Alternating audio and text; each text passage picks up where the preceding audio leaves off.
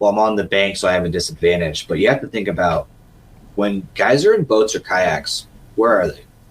They're on the bank, and they're casting to the bank. For example, there's some spots that I have fished recently where there was big pad mats, but between the shore and that mat, there was a chunk of water that was open that had a little lip right there.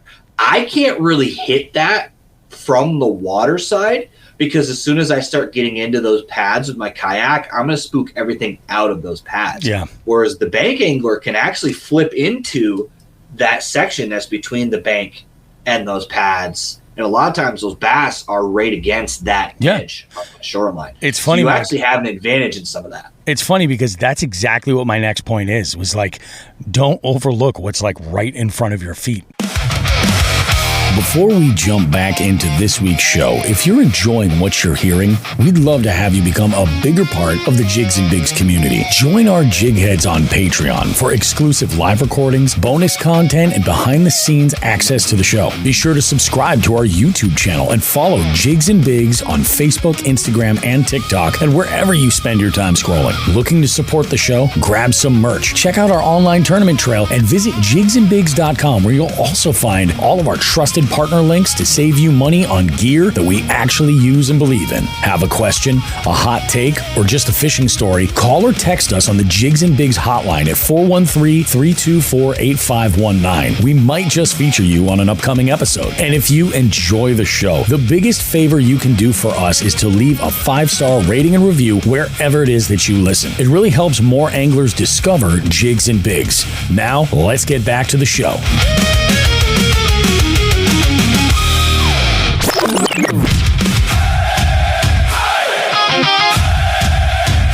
One more cast!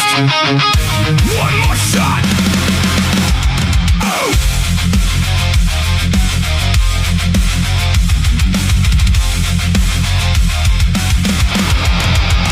Before the sun, before the crowd, we earn every fish, we earn it loud. No excuses, no backing down. When the bite gets tough, we stand our ground.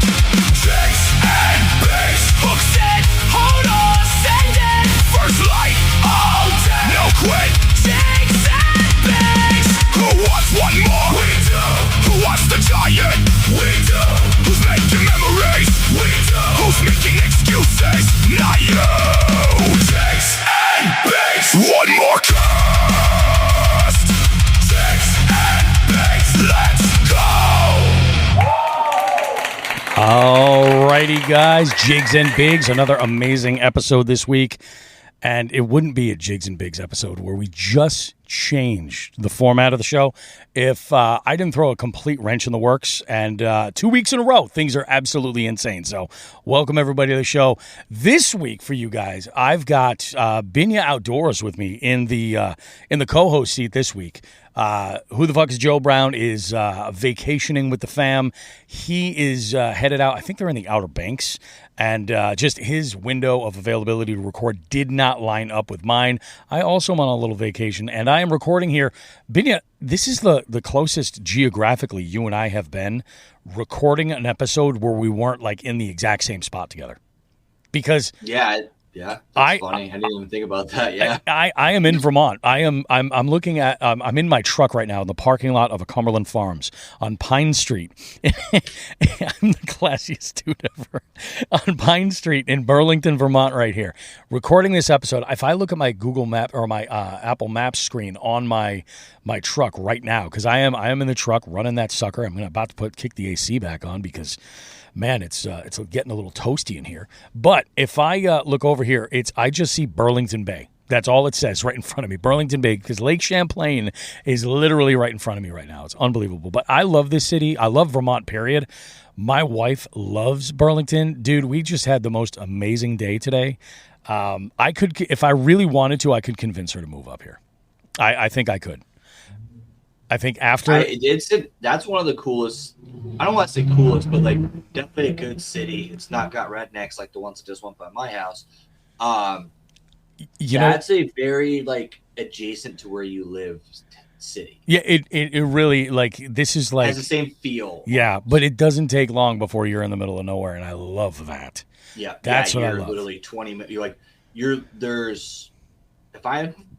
I know where you are. There's, I think, 4 boat ramps to Champlain within 30 minutes of where you are. Oh, I think maybe even, depending on what I want to pay, I think maybe even more. Oh yeah, like, I'm talking more Vermont public. state launches. Yeah. If you wanted to go marina, there's like 15 or 20. And I considered going and recording at one of those, but I was like, I know it's going to take a couple hours. I'm like, last thing I want to do is get locked in or have to explain to like Vermont DNR like what I'm doing. Yeah.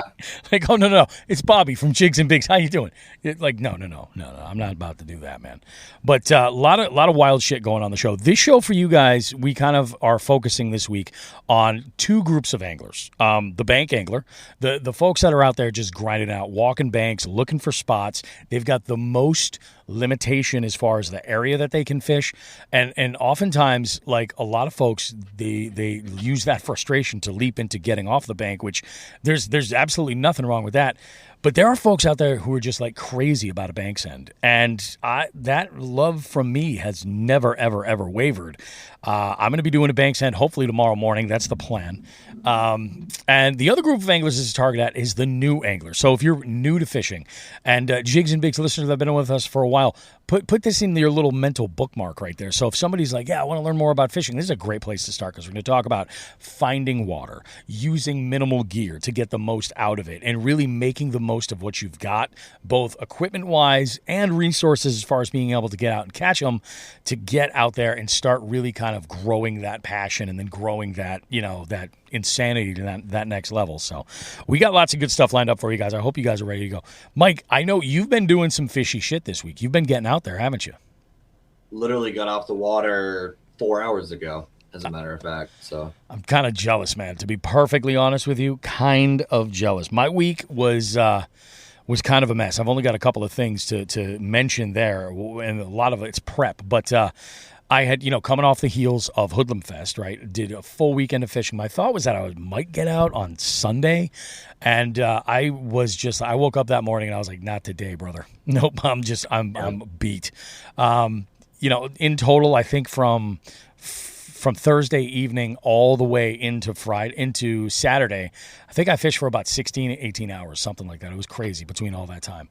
So I was like, yep, we're gonna take a little bit of a break. It'll be good. We had the last couple of days with the dumpster in our yard, so we had to get that all wrapped up and all the last stuff out to it in time for it to go on Tuesday, which it did.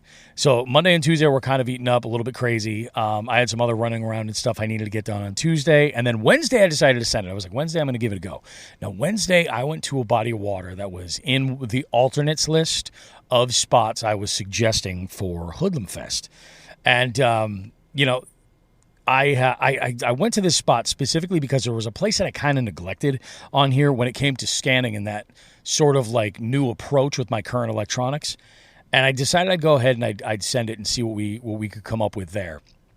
So I get out and I scanned this area and I found about 7 or 8 things that looked pretty good. A couple of these were like brush piles, but either one, they didn't seem to have any fish like relating near them, or if they did, those fish were not interested, or were just like bait fish, bluegills or something like that. Scan that area. It was just kind of a mess. It was also pretty deep there too. It was about 30, 35 feet in some spots. I then made a call to return back to a bay that had been the most productive for me earlier this summer. And lo and behold, I found very active fish in submerged grass. I started the first string of catches. The first fish was 15.5-inch largemouth, then a slightly smaller smallmouth, quite a bit more shallow actually on a bomb cast. And then after searching around a little bit more, I did catch another largemouth, and then a yellow perch, all of which were I was catching them fishing a swim bait over the top of this grass in a couple of different colors too, and they would just smoke it and then just grab it. And I was probably in about maybe 5 to 7 foot of water total. While packing up from that trip, I did a lot of packing, putting together like a small cache of tackle, because my goal tomorrow is to fish the Winooski Riverbank in a few different spots around here. I'm up here in Vermont, and I'm on the shores of Lake Champlain, and Mike was kind enough to remind me that, hey, asshole, there's an elite event happening on Champlain. There's only 90 of the best anglers in the entire world all fishing that lake right now. And the reality, I know it's very fun to think like, oh, I'm gonna give them a break. They need those fish more than I do. I'm gonna stay off the water, leave the boat at home, do all that stuff. No, the reality of it is like these guys are up here pre-fishing the week in advance, and whatever fish are here are beat the frick up. And not only that, like just the additional traffic alone, I'm like, you know what, this is a good opportunity. Let's focus on some bank stuff. So I put together a small box with a handful of different jigs, put some terminal tackle and a bunch of soft plastics, and I have a couple of downsized spinner baits and things like that. I'm not actually rigged to take exclusively bait finesse with me, but I do have. I'm taking, I think, like my two always have them combos with me. One is primarily for like lighter moving baits, and then one is my jig rod. And I think between that, I'll probably be good to go. There's 3 spots I'm looking at in total. If you're looking to fish tomorrow, Mike, I'm getting up pretty early, and I'm going to go hit it. I don't know. It's up to you. But I'm doing a bank send. Yeah, I have to work, unfortunately, until about 12:30, so it's going to be It's going to be an early one for me because I told my wife, I said, look, I'm going to get up early. Like I'm talking about probably about 4:30. Get to my first spot, hopefully for about 5:15, and then fish. I'll probably be off the water by 10 o'clock at the latest. And I was like, then we'll grab breakfast or something or coffee and whatever. I was like, you just go ahead and take it easy. So yeah, that's, for me, that's fishy. That's as fishy as it got. We came up here on Thursday. We went out, we had dinner. No, actually, we opted, instead of going out, we decided to stay in. Because we're like, yeah, we just, we traveled all the way up here. I was like, why don't we just go ahead? We'll just order some DoorDash. We'll relax. We'll just be lazy in the hotel, relax, do our thing. Dude, it was so nice to just chill. But today, right before we recorded the show, your trusty co-host is 3 cocktails deep because we went to our favorite bar, on the frickin' planet. Favorite one. It's called Devil Takes a Holiday, and it's right on St. Paul Street in Burlington, and it is absolutely fantastic. We each had 3 cocktails. I had, one of them was a martini that they said, if the description said something to the effect of, if you like a dirty martini, you've never had this dirt, and they were absolutely right. It had cilantro oil floating on top. I think it had fish sauce in there. It was funky. And we ordered their deviled eggs, which have this chili crisp oil that they garnish with, and it paired so unbelievably well. It was so stupid. So yeah, it was pretty cool, man. We had a nice little bite, but I was just glad because I heard that bar had closed, and I was like, you got to be kidding me. It was 2 years ago we were here, and we were looking around for stuff to do, and I'm like, well, it says it's still open. I was like, we got to go. I was like, they're just posting on socials. So we got up there. We got some bad information from some folks, I think is what happened. But good stuff. Bars up there do sometimes change hands. Yeah, for sure. Being a college town, mm-hmm. When there's down enrollment years, there's down, down bar years. Down bar years. Yeah, and no, it happens. That area is kind of cool because when I worked up there, the only problem with that area is picking what food you want. Because there's so everything. Many options. Totally. That's Holly tonight. She's like, we won't go out for dinner tonight. You go record the show. She's like, we'll go out tomorrow night. I was like, all right, that sounds cool. I forget the name of the place that we're going to, but it's a flagship restaurant. I got to dress up. I can't wear the Crocs. I got to wear the Hey Dudes. Oh, yeah. You know what I mean? Yeah. It's Texas Roadhouse is where we're going. No, I'm going to Texas Roadhouse tomorrow. So, dude, there you go. Fucking, I told her, I was like, so she wants me to grab something on my way home. She's like, well, how long's the show going to be? So she's had another gummy, and she's just watching old 80s movies on Tubi or something. It's like, all right, cool. Giddy up. But here we are, recording the show for you guys, because we're not going to miss an episode. It's not going to happen with Jigs Bigs. We're going to deliver each and every week. What kind of fishy shit have you been up to, Mike? So last week, interestingly, this is how it actually is kind of funny how it worked out. So being the tournament director, I made the slot series schedule, right? Yep. Literally every weekend since May, I've had to work. So I haven't been able to do any of the slot series at all. So then my mom sprung me a camping trip. Yep. For the last one. So the BCRF tournament, I was actually camping for that too. So I actually went up to the Northeast Kingdom in Vermont and we were camping. And I ended up finding a spot to do the slot series. And I was kind of doing some practice because I actually have a tournament at one of the lakes up there in September. So there's actually literally a lake that's 15 minutes from the campground. I'm actually staying at that campground for the tournament. So it was a perfect opportunity to do a little scouting. Yep, for sure. And I ended up, so Thursday, I drove right to that lake, practiced it, caught a pretty decent largemouth to start. I actually sent Bobby a photo of it, but like it was almost a 5-pound largemouth. The problem with this body of water is it's going to be tough for a tournament because it's like one of those lakes that there's too much structure. Yeah. Like everything is hardwood, like laydowns, and the bank's all the same. It's 4 miles of bank that all looks the same. It's got timber, rock pile, timber, rock pile, cut, timber, rock pile. It's like the whole lake. There's nothing unique about any of it. Yeah. So it's almost too much structure, so it's hard to find where the fish. So the idea of finding like something isolated that they're relating to is like good freaking luck. Yeah. It doesn't exist because it's the same depth all the way along. It's the same type of structure for 4 miles straight. So I struggled to catch any fish there. Went back to the campground, checked in. Friday, I went on a scouting adventure for the slot series, and Bobby knows this, and it's actually funny. It kind of goes with some of the theme of like learning new stuff.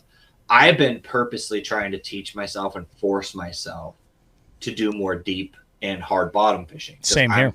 Traditionally like grass and structure fisherman. And so the lake that we were camping next to is that like there's very little grass there. And what grass is there is like really wispy, like they're not living in that stuff. Gotcha. So I went out there and I was trying to find fish for the slot, but also like practicing. So I managed to, I don't want to say figure out, but I actually have, let's say if I started with like a 2 confidence and drop shot, I'm now more like a 6. That's huge. That's a big improvement. Because I found a bait that I like that works good. I kind of figured out better on how to utilize that technique. Yep. So that was awesome. I ended up doing that Friday. Saturday was BCRF tournament. That one was interesting. It was kind of heartbreaking to an extent for me because I started the day out hot. Got on the water, literally 20 minutes in, boom, fish on drop shot. Cool, awesome. Boom, another fish on drop shot. I was like, oh, had 5 fish in the first like hour and a half of the tournament. That's great. And I was like, oh, I might actually be able to be competitive in this one. And then I didn't catch another fish for 4 hours. To the point where I even changed lakes. Because I was like, well, maybe I'll just go to this other little tiny lake that every time I fished it, all I've caught is little fish. So screw it. Yeah. Luckily, that lake is one of those places where it's kind of funny in my video because literally I didn't even take my kayak down. Like I literally pulled it on the trailer and drove to this other lake. That's how close they are. Wow. Okay. Like I literally pulled it out, strapped down one ratchet strap, put my rods that were vertical, horizontal, so they wouldn't catch on trees on the way down there. Yep. And then drove to the ramp, backed it in, threw it back in the water. I was from lake to lake in like 7 minutes. You can't complain about that. That's awesome. But didn't catch a damn fish the entire time. That you can complain about. Yes. And then literally right at the end of the tournament, about 3 o'clock, getting closer to the end of the tournament, I start hearing thunder, and I'm like, yeah, I'm calling it. I'm not going to catch up. So, and then since then, I went out today. So I have a weird schedule at work sometimes. So I have to work certain like one Saturday a month. Mm-hmm. So because I have to work 4 hours on Saturday, I get a half day during the week. So what they do is they let me get out basically at 11:45 today. Yep. So ironically, again, funny story, I had this plan. I was going to go to a body of water to drop shot practice. It's a body of water that I've fished only ice fishing, never really open water fished it. Gotcha. Because it's like 40 feet deep with all hard bottom. Mm-hmm. And it doesn't have like monsters. It actually has the state record pike in it, but like has smallmouth, largemouth. I got there, and the parking lot was packed. Oh, really? And I thought Friday at noon, No way. This is the perfect opportunity to go to this place. No, it was packed. So then I went to Lake Bombazine, packed. Said, screw it, I'm going to my home lake. And it was one of those, like, you ever get to a boat ramp? I actually made a point of this in my video. You ever get to a boat ramp and you're just like, you have this, like, gut feeling like, I shouldn't be here. Like, I don't need to be here. Like, I need to just go somewhere else. I haven't, but I've heard once that. in a while. Yeah. So it happens to me every once in a while. So I'll get to a boat ramp and like I have this whole plan in my head. And as a content creator, sometimes it's like, oh, I'm going to make a video about how much I suck at drop shot. We're going to make a video about this. And I got there and I'm like, I'm just not feeling it. Screw it. So I just left. So then I just go to my home lake because I'm like, at least I know I can get on something. Right? Yeah. Yeah. So I get on the water, 20 minutes into, not even 10 minutes into fishing, pull a frogfish off top water. So already I'm like, I'm happy because that's my favorite way to catch fish. There you go. Immediately get another largemouth on top water. That kind of shuts down. And then Bobby saw this picture. So about an hour and a half after this, completely just, I'm in 25 feet of water, just chucking a tube just for the hell of it, just to see if something would react to it. And my rod bends over and my drag starts screaming like I've got a shark on. Like literally as soon as this fish hits it, and it sucked too because I didn't have my camera on at the time, but literally my rod completely bends over and you just hear that zzz sound that you're real, like when you're real is like at the end of the drag, like the drag is starting to like almost be going too fast. And I'm pulling on this thing and I'm like, what the hell? Now, keep in mind, Bobby knows this too. I've caught 2 turtles this year, so I'm like, great. Did I catch another goddamn turtle? Because this thing's heavy. Yeah.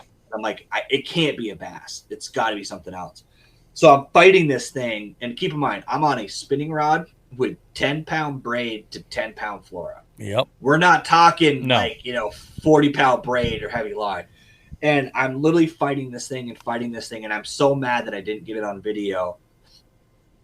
This fish comes out of the water, and it was a massive pike. It tail walked right across the front of my kayak.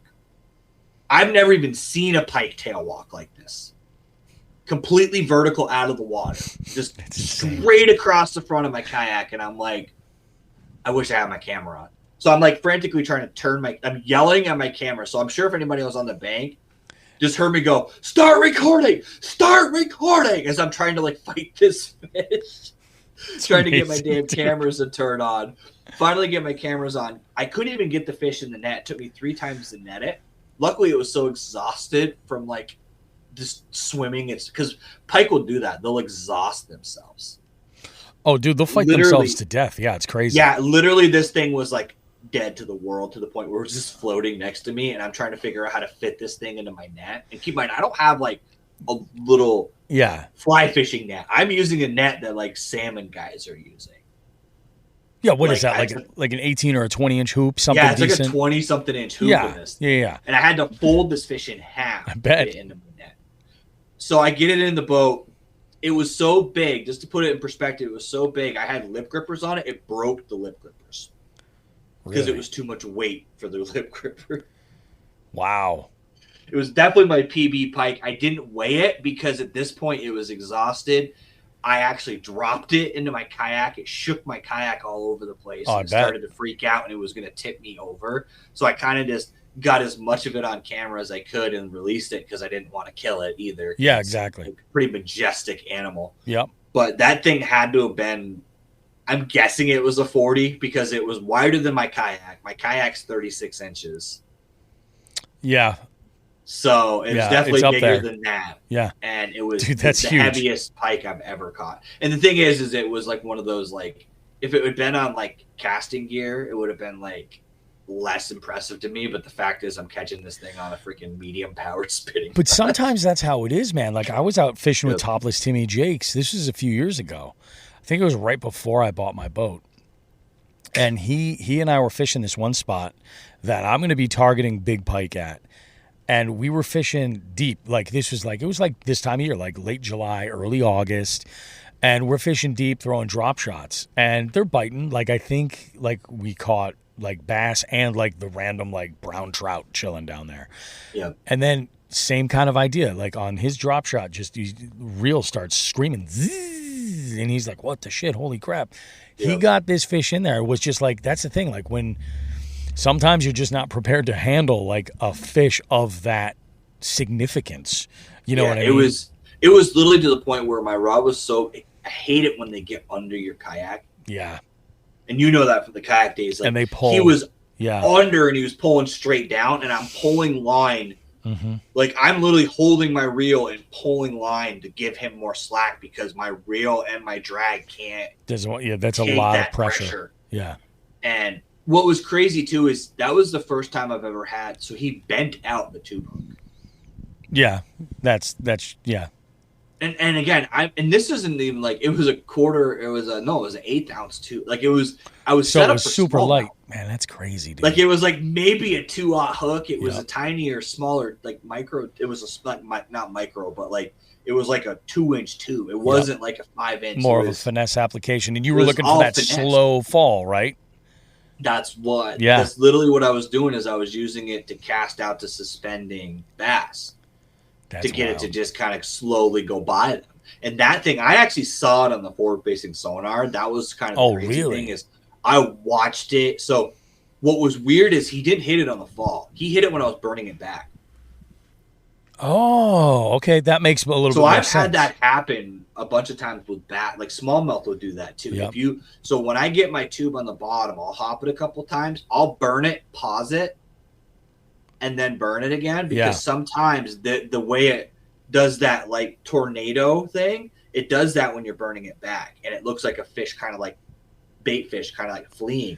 And that thing, it was the biggest mark I'd ever seen in my forward facing. I bet you it was, but it just rocketed. Like I had it set out to 100, and this thing came into the screen like a torpedo. And then all of a sudden, I didn't even like realize I'd hooked him until I heard I was watching the screen, and that's when I heard the drag. And I was like, "Oh shit!" Freaking bananas, dude! That's awesome. So I can't believe you saw him on forward facing, and you weren't like, "Yeah, start recording," just in case. That's the thing. I thought it was, and then it's funny. Oh, that hurts even more, anybody that watches dude. my videos, if you actually watch, you pay attention, you'll see when I hook a fish, I look back at the camera. It's not like a cocky thing. It's to see if the red light's on. I do the same because thing. Sometimes I'll like forget, I'll turn it off, and then I will forget to turn it back on. Yep. And it's just sitting there, and that's what happened is what had happened in my front camera had completely turned off. Yeah. So I couldn't get it to record because I can use voice commands, but not when it's off. Sure. Yeah. So, but yeah, it was one of those, like, I'm so mad because that fish was literally, think about like 40 inches of pike. Vertical. Yeah, right? Crossing in front of me. I'll never forget that vision in my life because I'm like, what is going on?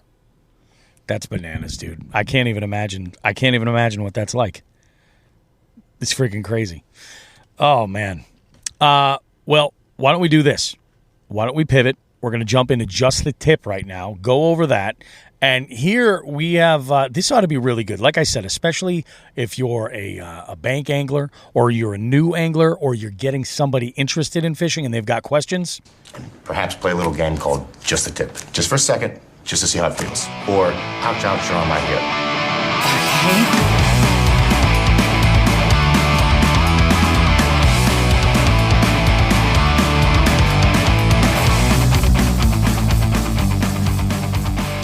Alrighty, guys. This week on Just the Tip, I want to talk to the anglers who look at somebody else's fishing pictures and immediately ask the most dangerous question on the internet. Where is that? Because here's the thing. Finding new fishing water is easier today than it's probably ever actually been. We've got satellite imagery, mapping apps, state websites, fishing groups, social media. Hell, I mean, half the time, you've got enough information sitting right there in your pocket to find a place to fish before you've even finished like your morning coffee. But finding water isn't the same thing as finding good water. And it definitely isn't the same thing as finding somewhere you're actually allowed or safe to be fishing. So today, let's talk about becoming a better fishing explorer. First things first, you got to do your homework. This is where like pulling up satellite imagery is really key. Look at maps. Check your state's fish and wildlife resources because that's an untapped market of information. Look for public boat launches, fishing access, town parks, conservation areas, bridges, trails, and legitimate public rights of way. And pay attention to what you can see from above. Does a creek dump into a lake somewhere? Is there a point that you can reach from shore? Is there riprap, a bridge, a culvert, a shallow flat that's next to a drop-off? Maybe there's a little pond you've driven past like 500 times and you've never even considered fishing it. That's the fun part of this. But, and this is important, a blue spot on your Google Maps app is not an invitation. Just because you can physically get to water doesn't mean you're legally allowed to fish there. So figure out who owns that property.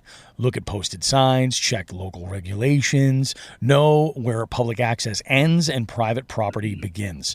And when you're not sure, don't assume.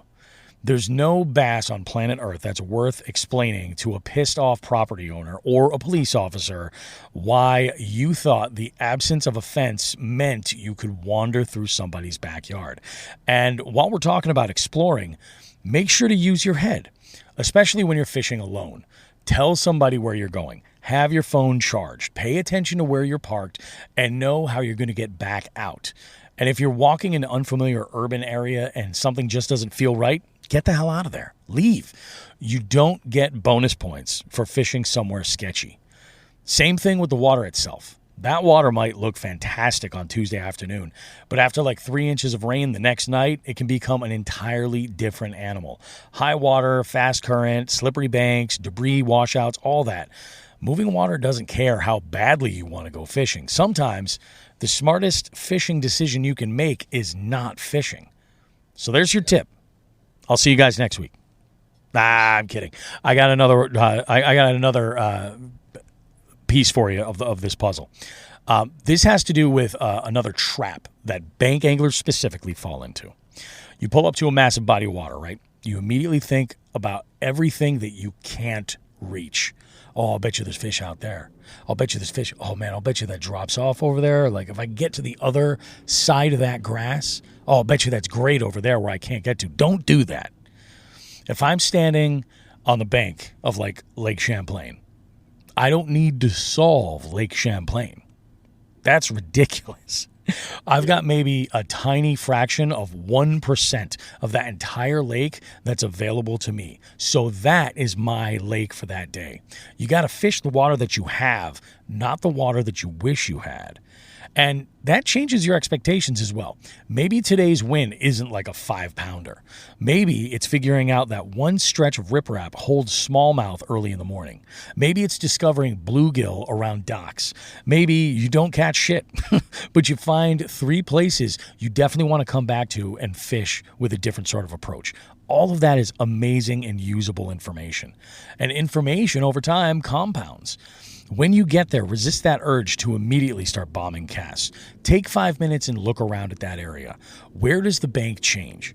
Where is a part where shallow water might meet deep water? And this is where like those state, fish and wildlife resources may be helpful. Right there, that's huge. Take a look at the shade lines in that moment. Where's the current seam if there is one? Where's the vegetation? Where does the hard bottom meet and the soft bottom? Are there any bait fish that you see? Any birds? Anything like that? Is there a drainage that's some dumping into the water? Are there laydowns or docks or a bridge piling? Is there some tiny irregularity that everybody else walks right past?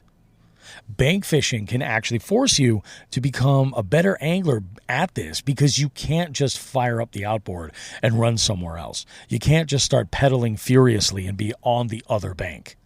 It doesn't work like that. To throw it in here, something to think about for you bank anglers, because I know I hear this a lot, like, well, I'm on the bank, so I have a disadvantage. But you have to think about when guys are in boats or kayaks, where are they? They're on the bank, and they're casting to the bank. So you're not necessarily at a disadvantage because you're actually sometimes have a better angle. Because, for example, there's some spots that I have fished recently where there was big pad mats, but between the shore and that mat, there was a chunk of water that was open Mm-hmm. that had a little lip right there. I can't really hit that from the water side because as soon as I start getting into those pads with my kayak, I'm going to spook everything out of those pads. Yeah. Whereas the bank angler can actually flip into that section that's between the bank and those pads. And a lot of times those bass are right against that edge of the shoreline. It's funny. So you actually have an advantage in some of that. It's funny because that's exactly what my next point is, was like, don't overlook what's like right in front of your feet. Yep. Bank anglers, they love making a cast out as far as humanly possible because apparently the assumption with humanity is that every bass in the lake has received instructions to remain exactly 40 yards offshore. But in the meantime, there's actually a fish that's sitting under the grass that you're literally standing at. Fish close before you stomp down the bank. Cast parallel to the shore. Work the first drop. This is one that has paid off for me more times than I could even count. Hit the shade. The shade is huge. Fish both sides of that laydown that looks juicy. Pick apart the obvious stuff and then start looking for the less obvious stuff. And then there's social media we got to talk about, because social media can be an incredible tool for finding new water. You know, local fishing groups can be great. Forums, Instagram, you know, you get into conversations and comment sections about posts people make on the gram, and it helps. Facebook, you know, you can learn what's biting, what species are in what bodies of water, what times of day are working great, general patterns, typical water conditions. Like, great question to ask about, like, hey, is this river safe to fish right now, or is the water still up? Something like that. And you can also meet some really knowledgeable anglers, and that is priceless, really. Like, we talked about the community last week, but whatever you do, don't be that guy. Somebody that posts a picture, you know, or I should say somebody else posts a picture of a beautiful fish, and within 30 seconds you're going, hey, where'd you catch it? You know, then you're like, hey, what was that pond? Or you're asking, can you drop me a pin? Jesus Christ, dude, you got to do a little bit of work. You want them to come just pick you up too? Is that the plan? There is an etiquette to online stuff. And I think that, you know, in the vast stream of how social media has fit into the fishing world, I would say it's still like relatively new. It's like you've only got this youngest generation that's grown up with it. You know what I'm saying? Yeah. And so there is an etiquette to this, and that's how I think maybe right now it might be a little bit tricky for like older folks like myself to necessarily get. You know, especially gets to be important when it comes to small water. That little 2-acre pond could get absolutely hammered when somebody posts an exact location to thousands of people at one time. So don't expect somebody to just hand you their spot. And whatever you do, don't be that guy that publicly burns a spot online either. Instead of asking, where'd you catch that? Ask them questions like, what kind of water are you targeting? Were they on wood or grass? Were they in the current, or were they close to shade? What was the depth? What presentation? You're looking for the pieces. You want the how, and then you won't need somebody else's where. And while you're there, don't fall for every single social media thirst trap that you find. You know that post that's like a guy holding a fish approximately 6 inches from the camera lens, and his caption reads, guys, how much do you think this thing weighs? 47 pounds, Kyle. Shut the fuck up. It's clearly a new state record.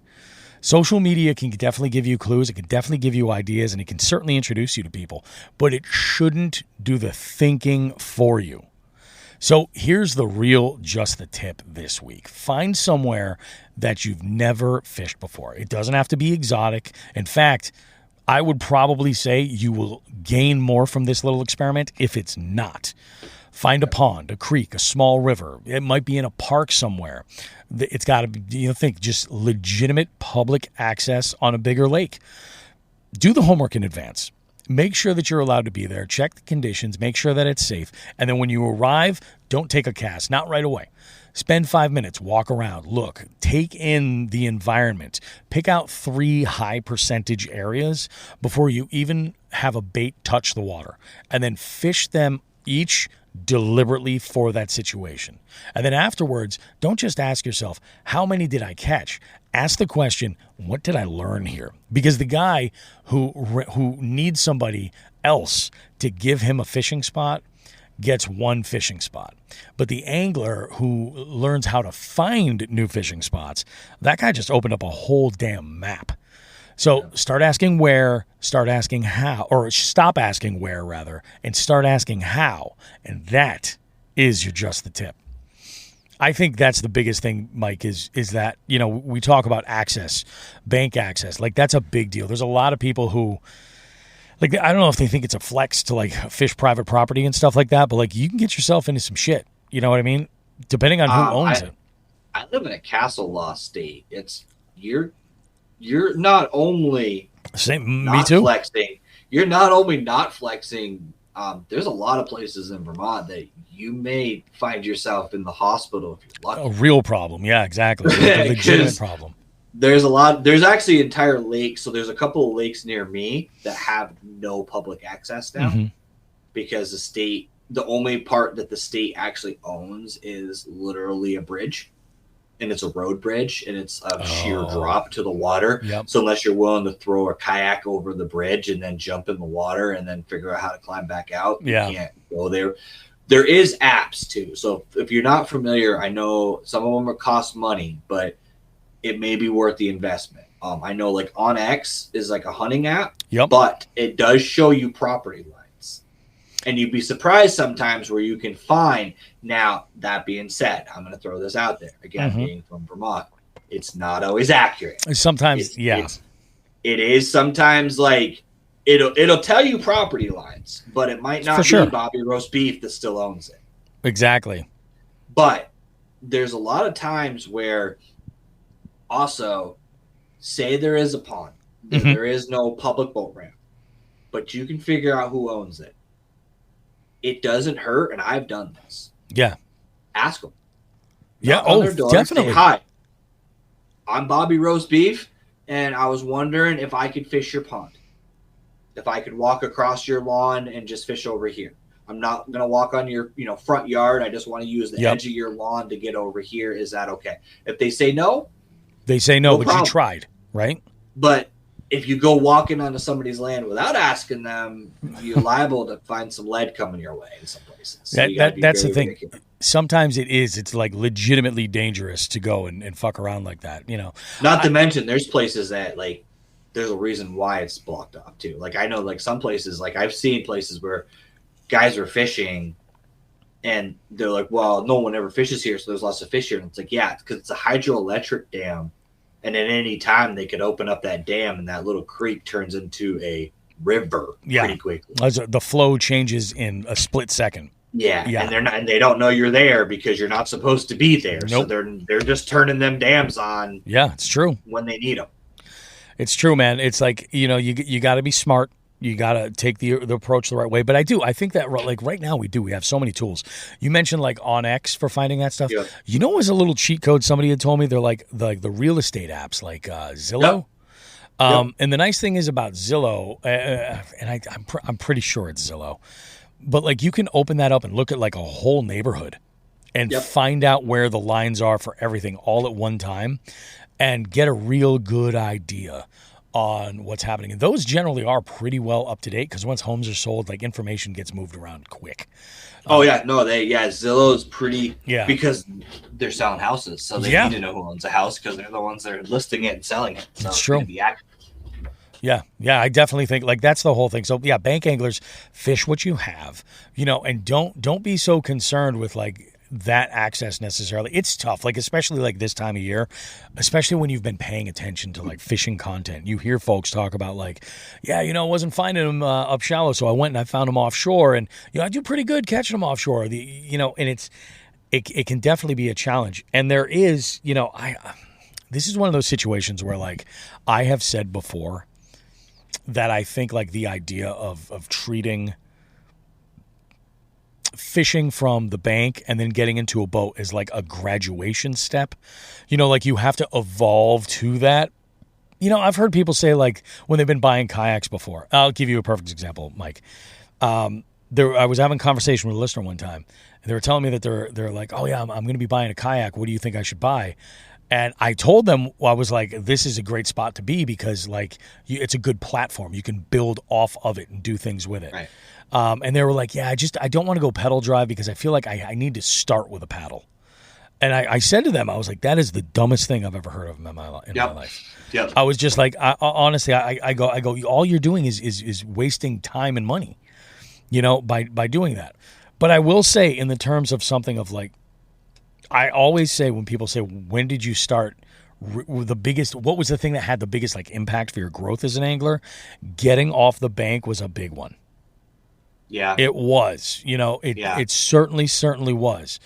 But also at the same time, man, I love being able to have enough stuff in my truck at any given moment and say that looks juicy and go fish it, And it might not necessarily be ideal, but I love it. Have an advantage too from a progressions thing. Yep. To bring your point home too is, I do think there's a necessity to start as a bank angler.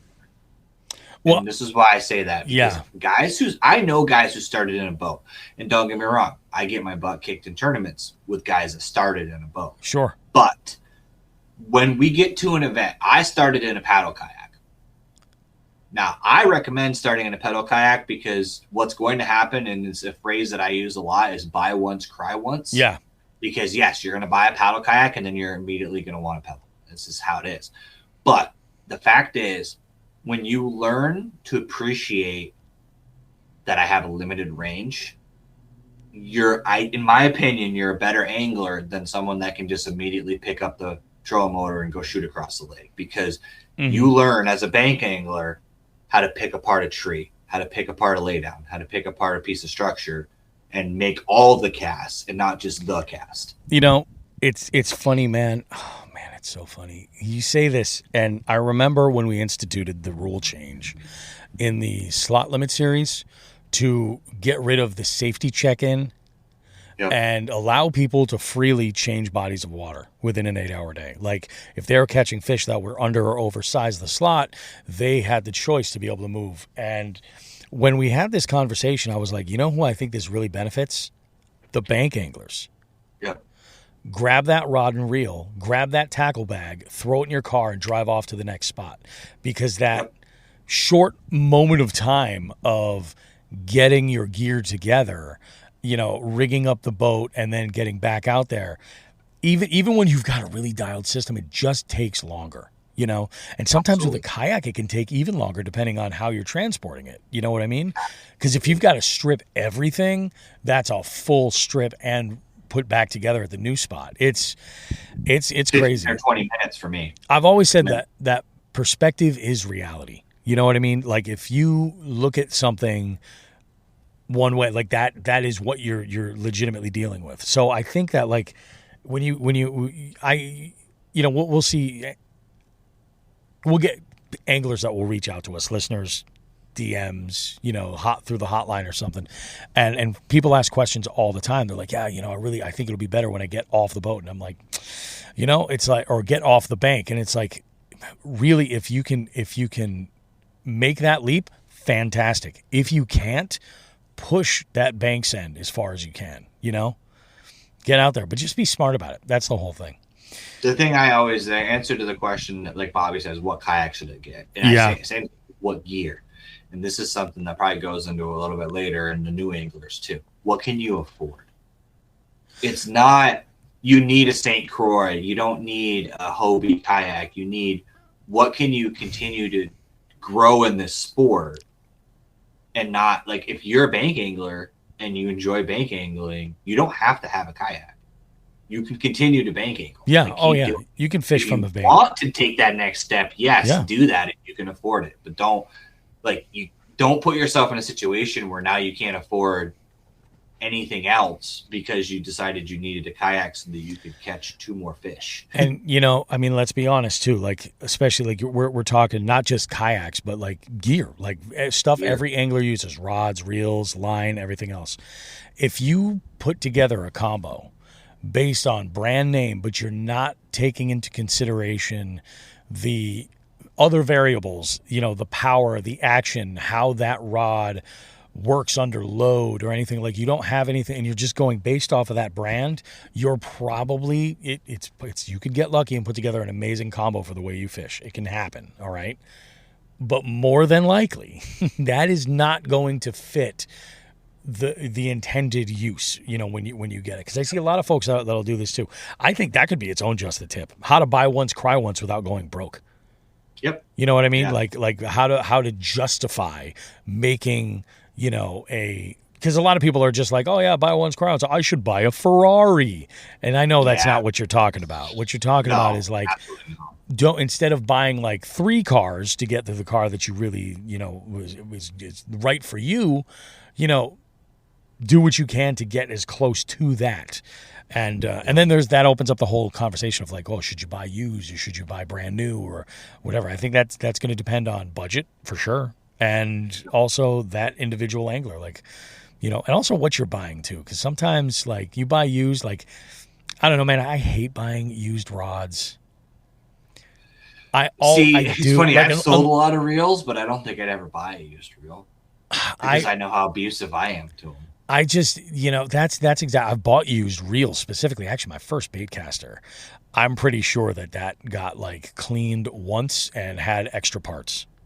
Mm-hmm. That's, you know what I mean? And that's the kind of stuff that I worry about. Rods, like you always wonder about like, you know, hairline cracks and stuff like that. So like that could be a whole separate conversation, dude. This is why I like having you on the show, Mike, because it is rabbit hole after rabbit hole after rabbit hole. It's freaking great. It's freaking awesome.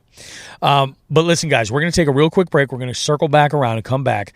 We have a broke on the boat, but this is not a broke on the boat. This is a broke on the bank for you guys. And we're talking about putting together really effective and useful kit of gear that you can use when you're out fishing the bank without absolutely going and buying absolutely everything. So this is really good. We'll see you guys in a bit. Don't go too far. More Jigs and Bigs goodness coming up right after this. This episode is brought to you by Google Chrome. You think you know a browser, but Gemini and Chrome? That's new. It can help you with practically anything on the web, like restoring a vintage motorcycle from a 50-page restoration blog, or finally break down that long article you've had open for weeks. Gemini and Chrome is here for it. Ready to make anything online make sense? There's no place like Chrome. Check responses, setup required, compatibility and availability varies, 18+.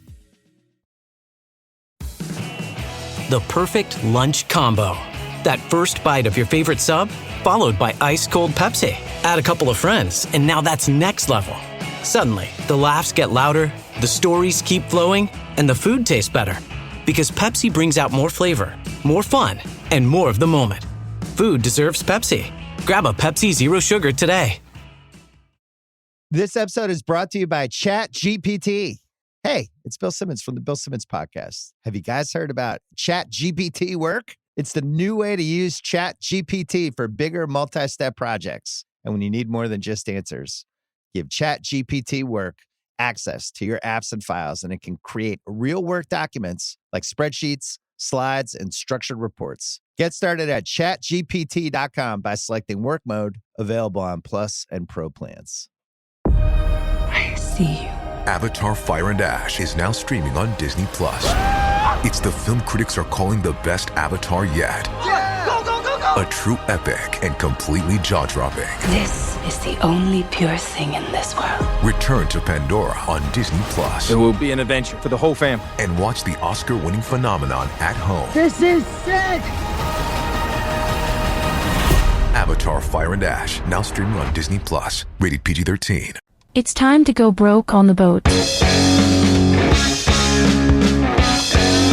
Joe and Bobby's Guide to Fishing Your Funds Away. I am never going to financially recover from this. This week, guys, we're going to do something a little bit different with Broke on the Boat because there is no boat. This is Broke on the Bank. And if you're primarily a bank angler or you're just getting started fishing, I want to save you from a mistake that a whole lot of us make, thinking that you need a different rod for every damn technique you've ever seen on YouTube. The reality is that you don't. And when you're fishing from the bank, carrying more gear can actually make fishing that much harder. And think about it. You're already walking to get where you are. You're ducking under trees. You probably got a backpack or a sling bag. Maybe you're carrying a net. And somehow you've convinced yourself that you also need 7 rods because one of them is your dedicated half-ounce Texas rig rod. Meanwhile, 3 of them are tangled together in a shrub somewhere. Let's just simplify all of this. If I were putting together a bank fishing arsenal that could handle the overwhelmingly majority of bass fishing situations I would encounter at ponds, creeks, small rivers, public access areas, things like that, I'd start with 2. And that might change. Those 2 might change for you. Might actually for you, it might be 3. And that's if you're looking for more flexibility. You might want to bring that 3rd rod. But you absolutely don't need 10. Let's talk about the primary one, like the workhorse, the do almost everything rod. Starting with the workhorse, you're looking for something about 7 foot, 7'1", 7'3", maybe. Medium heavy power, fast tip. You want to put a versatile reel on this sucker. Now you've got a rod that can handle a Texas rig, a jig, a spinnerbait, a bladed jig. Shit, you could throw a buzz bait. You could throw some top water. You could throw weightless plastics on it. You can absolutely, or I should say, is it absolutely perfect for every single one of those techniques? No, it's not. But that isn't the point. What we're not building the perfect rod for a single technique. We're building a rod that's pretty damn good at a whole bunch of them. And if you're a newer angler, that's where I'd spend my money first, in the versatility. Because before you own 8 technique-specific rods, you should probably figure out which techniques you actually prefer to fish. Now, rod number 2, this is for your more finesse stuff. This is on the other end of the spectrum. A medium or a medium light spinning rod is awesome. It gives you options to throw Ned rigs, drop shots, smaller plastics, finesse swim baits, wacky rigs, lighter presentations. And think about what those first 2 rods accomplish. You've got something that can cover more power fishing, and you've got something that can cover finesse fishing.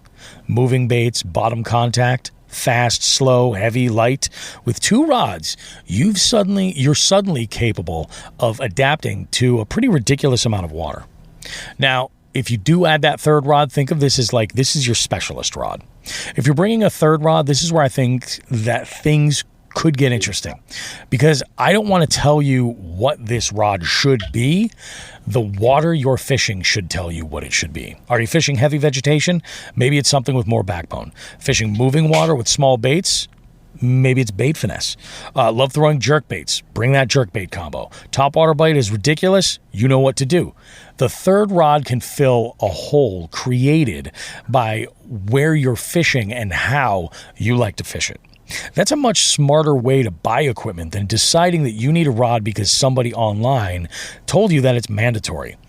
And build the box the same way. Let's apply that exact same philosophy to tackle. You don't need a backpack that contains 38 pounds of soft plastics. Build yourself a confidence box, your go-to moving presentations, a couple of bottom contact options, something a little finessey, something top water, all your terminal tackle. Bingo, done. That's all you need. But here's where you can streamline even further. Stop bringing every color you own. I know. Somewhere right now, there's a tackle company that just felt a disturbance in the force.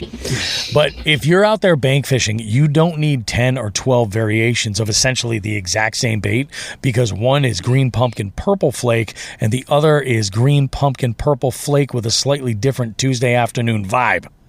Pack your colors for the water that you're fishing. If you're expecting dirty or heavily stained water, you want contrast and visibility. That's the point. If you want something bold, something bright, chartreuse, white, something that's got some flash, maybe some real heavy sparkle, or go completely the other direction and give them a strong silhouette with something really, really dark, black and blues, something that the fish can distinguish against that dirty water. If I'm fishing clear water, that's where I'm thinking more natural.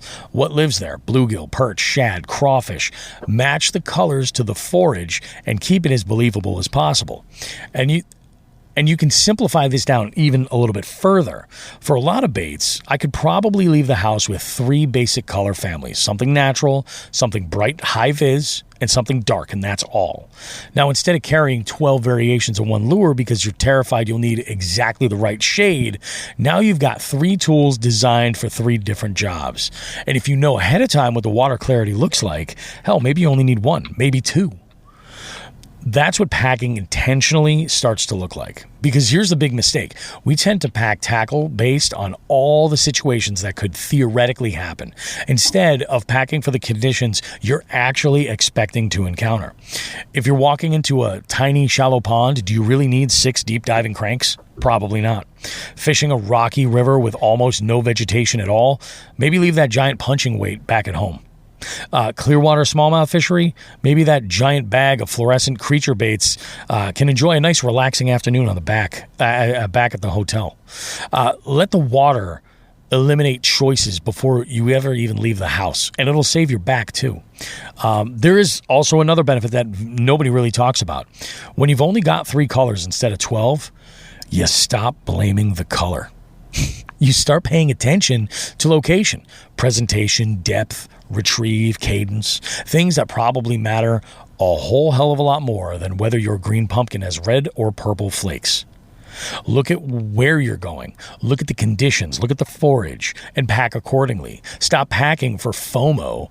And that's what I think causes this, really, is FOMO. That thought of like, oh, but what if I need this? Okay, well, what if you do? If you're fishing for a few hours, you're not fleeing from civilization here. You're going to survive. In fact, limiting options can make you a better angler. Instead of changing baits every 7 to 10 minutes because you've got 400 choices in front of you, you actually learn how to make the things you brought work. And if there's something incredibly freeing about walking down the bank with 2 rods and a single backpack, you move more, you explore more, you spend less time screwing around with tackle, and you spend more time fishing. And since this is broke on the bank, I want to talk about the money side of it. If you're starting out, do not build your arsenal around the angler that you think you'll eventually going to become. Build it around the angler that you are right now. You don't need 6 $200 technique-specific combos to find out whether you even enjoy bass fishing. You want to buy versatile equipment. Fish the hell out of it. Learn what it does really well. More importantly, actually, learn what it doesn't do well. Because that's when your next purchase is actually starting to make more sense.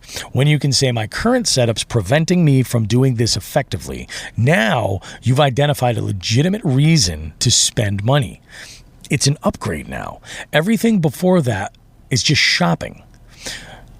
You're broke on the bank challenge this week. Next time you go fishing, bring 3 rods maximum. Feeling brave? Bring 2. A single bag. 1 box. And before you leave the house, make yourself answer these 4 questions. What kind of water am I fishing? What does the water clarity tell me about the color? What presentations am I realistically going to use? What can I leave at home? Then go fishing. And when you're done, ask yourself, what did I actually wish that I had brought? Not what could you have brought. What did you legitimately need that wasn't there? That answer tells you a whole hell of a lot more about what equipment you need than scrolling through the tackle websites ever will. Because especially when you're fishing from the bank, more gear doesn't give you more access. Sometimes it's just giving you more shit to carry. Fewer rods, fewer baits, fewer colors, fewer decisions, more fishing. Pack smarter, move around more, fish more, and spend your money when you've actually identified a problem that's worth solving. And that's your broke on the bank. So, Mike, I like to explain to people, like when I select like my rod and reel combo, right? I like to look at it and say that I treat it as a spectrum. You know, I have rods that are in the ultralight range. I have rods that are in the extra heavy power range, and I have varying actions for those. You know, I have more equipment than a lot of other people because I also have enough equipment to be able to fish with other folks. Go out and go like for real, like send it. You know what I mean? So like I've got my wife's stuff and my kids' stuff and all that. I've got some like species stuff that I wanted to dabble with. Like I got back here, I've got a carp rod. You know what I mean? I've used it twice.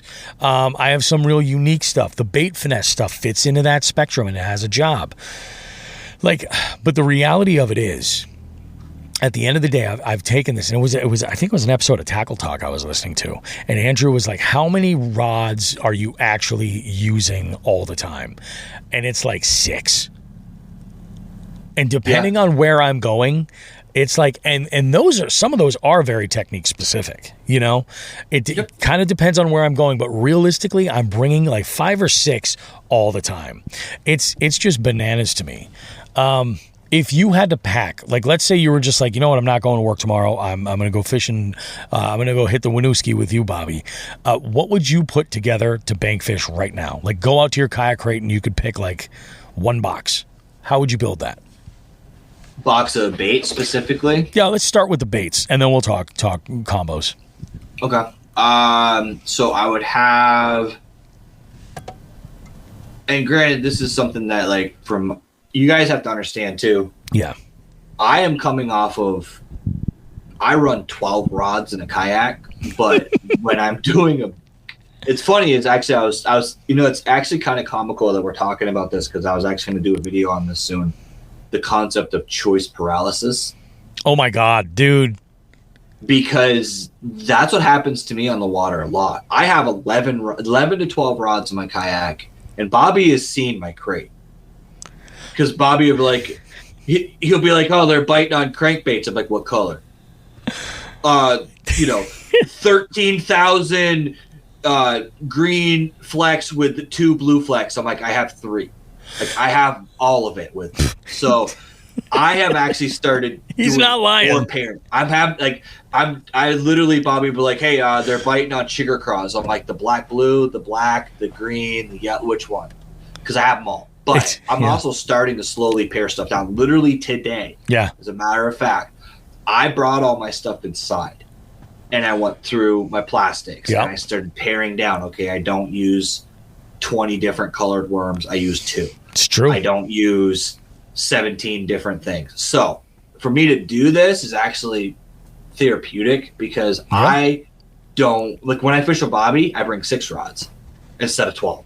But if I was going to go to the bank, I would bring EWG hook and some sort of bullet weight because then I can do 2 things. And okay, so we're going to say 3 parts of this, but they're not very big.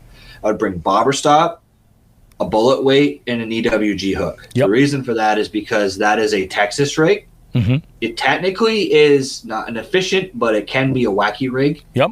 It can be a Carolina rig.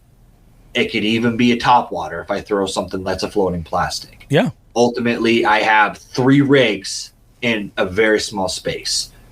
I'm going to bring some sort of paddle tail swim bait because that's a versatile thing. And again, I could throw that on the EWG hook. It's not an ideal way of doing it, but I've done that with Texas rigging. You just put the bullet weight in front of it, and all of a sudden you've got that set up. And probably a jig. And then that would pretty much cover most of my bank angling because that covers me for moving and stuff like that. When it comes to like rods, this is something that I wanted to mention is there's a lot of things that people don't think about when it comes to like that medium, heavy, fast. Yep. Oh, yeah. I have 5 of those. Of my 11 rods, I have 5 medium, heavy, fast. Now, granted, they're from different manufacturers. So they're a little different. Lengths. Yeah. They have a little bit different thing to them. But something that I think people fall into is, oh, well, I need to have a cranking rod because it's a moderate action. Well, let me tell you a little secret. You take a braid reel on a medium, heavy, fast casting rod, and you add a 6-inch monofilament leader, you now have a poor man's cranking rod because that mono is going to give you a little bit of stretch. It's going to make that fast action a little bit slower. Yeah. There's little things like that you can do on the bank that you could buy a small roll of monofilament, and all of a sudden now you don't have to have a medium heavy fast fluorocarbon rod and Yeah. a medium heavy fast braid rod. You can have a braid rod. I recommend a braid rod, honestly, because then you have that option, and then you can add a leader, and now you have two. That's what I used to do. Yeah. When I used to fish, that's how I fished, is I would just modify that one rod to fit the different techniques. The spinning rod does have, I would say you have to have two. Yeah. Because that definitely. spinning rod does give you the option for lighter stuff. Yep. More finessey stuff, and it gives you a little bit more, like, from a beginner angler standpoint, it's also easier to skip with like a spinning rod. So when you have to get under those laydowns, or you have to make that weird sidearm one-footed cast because on the bank that you're standing on you have that weird overhanging branch and you can't do the full swing, it's going to be a lot easier to do that with a spinning rod than trying to do it with a bait cast. Definitely. No, that makes sense. I put together, the box I put together is, I got a couple of different size EWGs. I have a package of a couple packages of flukes, one that's light, like a white, and then one that's a natural. I have a pack of craws that are green pumpkin, and I've got probably like 4 jigs in total. They're all pretty natural overall, but I have my spike it markers, so I can add some highlight color. If I really feel like that water's dirtier than I expected, I can, do chartreuse claws or something like that. A handful of jig heads and a couple of paddle tail swim baits. And I'm bringing out 2 rods, are the ones that I always have with me. One of them is the newest combo I had put together. It's that Arc Sniper 2. With the JDM Tatula, and I like throwing a lot of moving stuff on that. It's like a 7. They call it what they call it is a 7. It's a 7-foot medium heavy regular action, so it's more moderate than a fast action. And it's great for like any kind of like moving anything like that. My other rod's my jig rod. That's a 7. I think it's a 7-1 medium heavy fast, and that's a Mojo Bass from St. Croix with my 8-speed Corrado on that. And that sucker is going to be dedicated to, I also have some EWG Neds as well. So I love the EWG Neds. Me too. I'm kind of more partial to those. I think they're fantastic. But like if I really got to go really, really compact, I've got 2 different kinds of jigs. I got a 1099 that's like more of a flipping jig, like a big profile. And then I've got the HH Customs PWRXT. That is a little bit more of a finesse. It's got a ball size head. It's got a smaller skirt, more compact. So depending if that's what they want. But I've also got some Pit Bosses for those Neds. So if they Pit really want Bosses something, is pretty sneaky bait. That's great. an underrated bait. A lot of people they sleep on that bait. That's good because you can use Pit Bosses like a chatterbait trailer. On a trailer, you can use it. It's so versatile. And it's the nice thing is all the sizes are fantastic. The 3s, the 4s, they're great. Yeah, they're. And you can also, if you want a 2-legged craw, 2-arm craw. Oh, easily, yeah, super gives you modifiable. versatility. You can break, you can clip a couple fins off, and now you have a 2-legged craw. Or 4-legged craw. There's definitely some real good stuff there for So we'll see what happens. The only reason why I'm selecting what I've selected is because it's some of the spots that I know fishing rivers that are rocky as hell. So like I'm thinking that some of those, like I'm specifically that finesse jig and the Ned might come and play real well there. But for finding fish, like I have a couple of spinnerbaits in there too, but they're super small. Like I've got a morsel from Martin's Custom, and I have what's the other one I've got? It's a minigun. Oh, Battle Baits. Yep, from Battle Baits. It's a minigun. And they're, that's if I need something heavier, something like that, half ounce. But I've got a combo that can throw, everything. The only other one I might have considered, I didn't even bring any topwater with me. I've actually been throwing a fluke a lot on my topwater rod. Fluke's underrated. Oh, dude, 100%. It's 100%. And you can, and again, another to add to that versatility. You can do a lot. Chatterbait. You throw a spinnerbait. Guess what? Fluke works really good as a trailer for those. Oh yeah, super good. That's what pretty much what I'm throwing on my chatterbait is the what is it? The freeloader. Oh yeah, absolutely. That's a essentially the chonky same fluke, profile. but same idea, straight tail. You know, I mean, it's like, and I've been fooling around a little bit with my technique for fishing a fluke. I used to truly treat them like a soft jerkbait, you know, twitch, pause type thing, or I would cast them like up under docks, like it was just a dying fish, and I still will do that. Don't get me wrong, all that works. But I've been fooling around and using a more reel focused technique, and I get better action, and I don't know, it's pretty solid. Less twitches, more reel. It's good. Yeah, I do that a lot with like certain baits. Is instead of like heavy rod action, I would just do like quarter turns of the reel. Did you hear that car going by me right there? No, because I got one going by me. Oh, maybe that's what I'm hearing. Because I looked over. You might be hearing it. That might be what it was. Because I looked over. Dude, that was a Prius. I'm like, what? Yeah, like, I have. My road, for some reason, gets really busy at random intervals. Ridiculous. But friggin' unbelievable. Guys, we're going to take a short break. Come back around because we have three calls for FTG calls and several calls in the live well. This is going to be very heavy on the social side of things. We'll see you guys at more Jigs and Bigs in just a minute. Don't go too far. This episode is brought to you by Google Chrome. You think you know a browser, but Gemini and Chrome? That's new. It can help you with practically anything on the web, like restoring a vintage motorcycle from a 50-page restoration blog, or finally break down that long article you've had open for weeks. Gemini and Chrome is here for it. Ready to make anything online make sense? There's no place like Chrome. Check responses, setup required, compatibility and availability varies, 18+. The perfect lunch combo. That first bite of your favorite sub, followed by ice-cold Pepsi. Add a couple of friends, and now that's next level. Suddenly, the laughs get louder, the stories keep flowing, and the food tastes better. Because Pepsi brings out more flavor, more fun, and more of the moment. Food deserves Pepsi. Grab a Pepsi Zero Sugar today. This episode is brought to you by ChatGPT.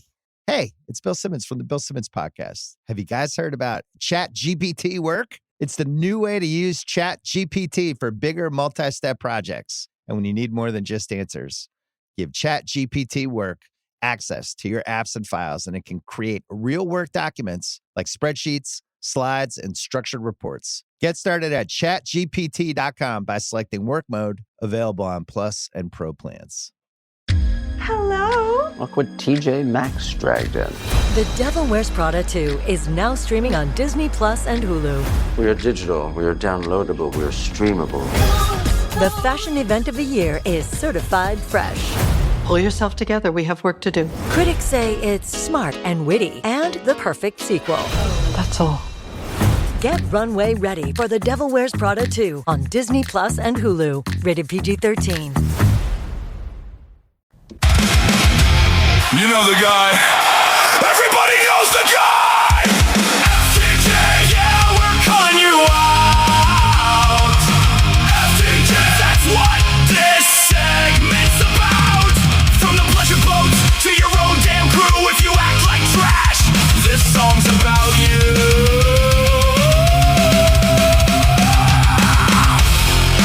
Jigs and Bigs Hotline. Tell us what happened.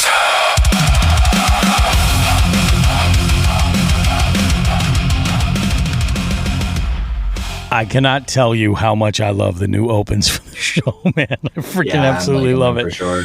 So, you know, it seems like when it rains, it pours here at Jigs and Bigs, at least in terms of the FTG calls that we have, because we have had more weeks go by where either we've had absolutely nothing or multiple calls.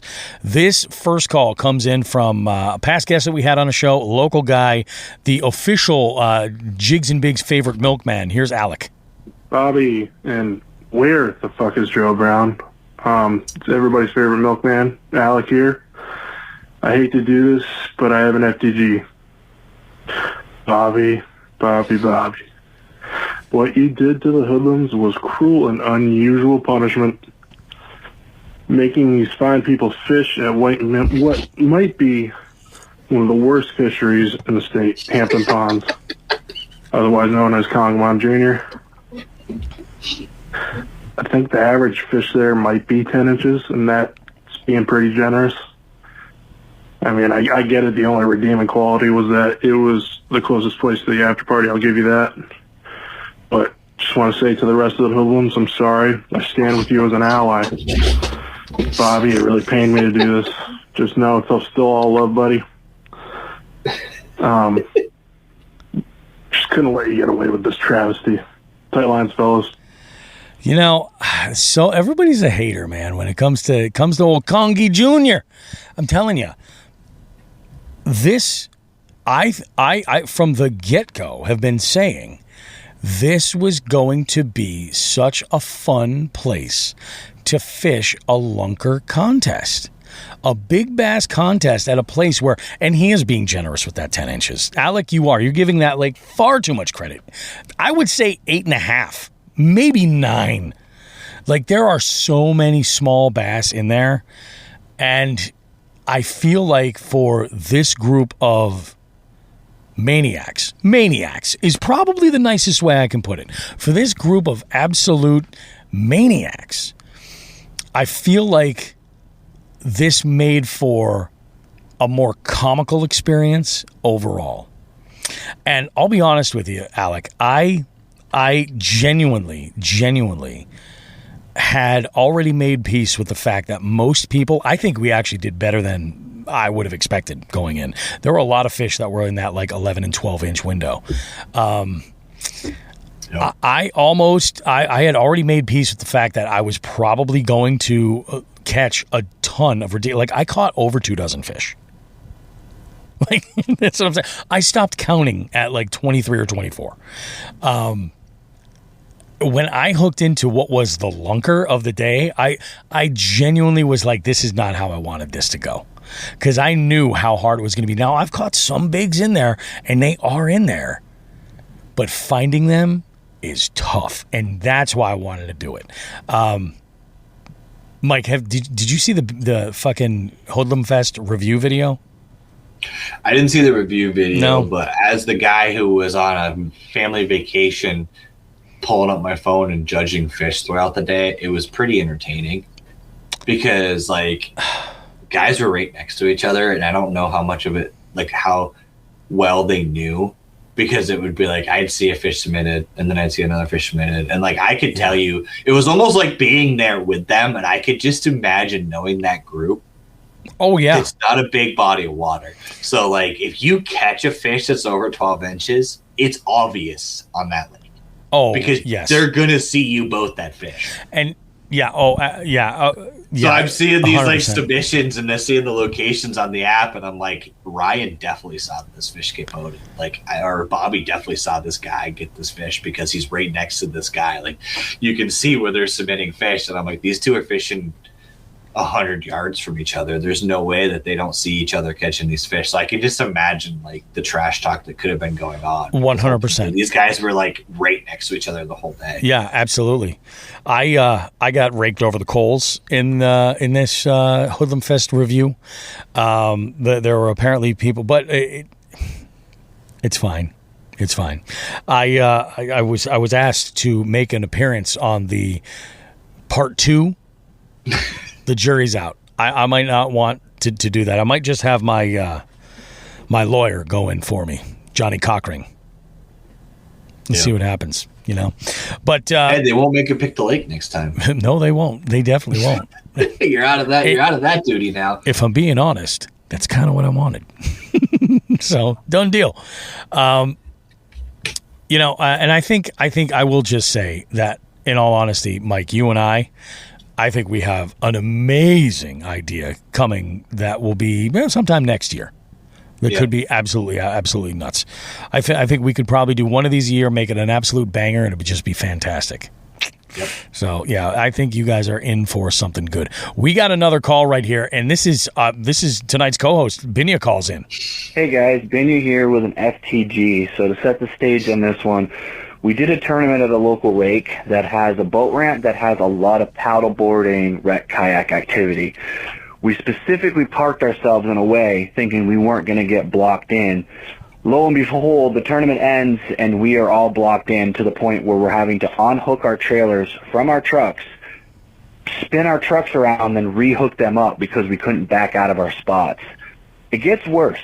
So as we were unloading our kayaks, getting everything on the trailers to get out of there, we were going to go do a weigh-in at a local store. This guy in a wreck boat comes flying in like he owns the place, cuts everybody off, parks directly in front of the ramp. Now keep in mind, the parking lot is so full that there's a single lane going to the ramp and then back out the roadway. We're all waiting in line with our trailers. All the guys in our trail are way too nice and not nearly as mean as me, are all sitting there staring at this guy, not really sure what to do. So Binya had to take action, went to go tell him that he is currently 5th in line and he needs to get his boat out of the way so we can unload. The guy then backs up down the road, parks on the side of the road, blocking the way out of the boat ramp, proceeded to do this 3 more times before he finally got the hint that he needed to get the hell out of the way and let the boat ramp clear out before everybody could leave so he could then get his stupid ski boat on the water. So I thought you guys would enjoy that story, and fuck that guy. That is truly like FTG worthy right there. That's shitty, dude. To explain it a little bit better too. So the way think of a square parking lot, but what happens is all the kayakers and paddleboarders park in the middle, leaving a lane around the outside edge of the parking lot. Yep. So what happens is you drive in, you go around, pull back out, and then back up into the ramp and then drive out. Problem is, this guy came in where everybody would normally drive out instead of following traffic. So we have 3 trucks and trailers waiting in line. So one guy would back in, throw his kayak on the trailer, drive out. Next guy would pull up, back in, and we were doing this little assembly line. Yeah. And again, we literally were so boxed in that we had to unhook the trailer. 2 guys would physically spin the trailer. Then the truck would back up to it, hook onto the trailer, and then pull out because we couldn't even back out of our spots because there wasn't enough space. He was blocking it. Trailers. Yeah. So we did this. This guy literally was sitting there confused, like we were the problem. Yeah. And all of the guys on our kayak trail were like, I don't know if they're just non-confrontational or what the deal was, and they're all just like staring at him, and they're just all in this like weird Mexican standoff where they're just all staring at each other and no one's moving.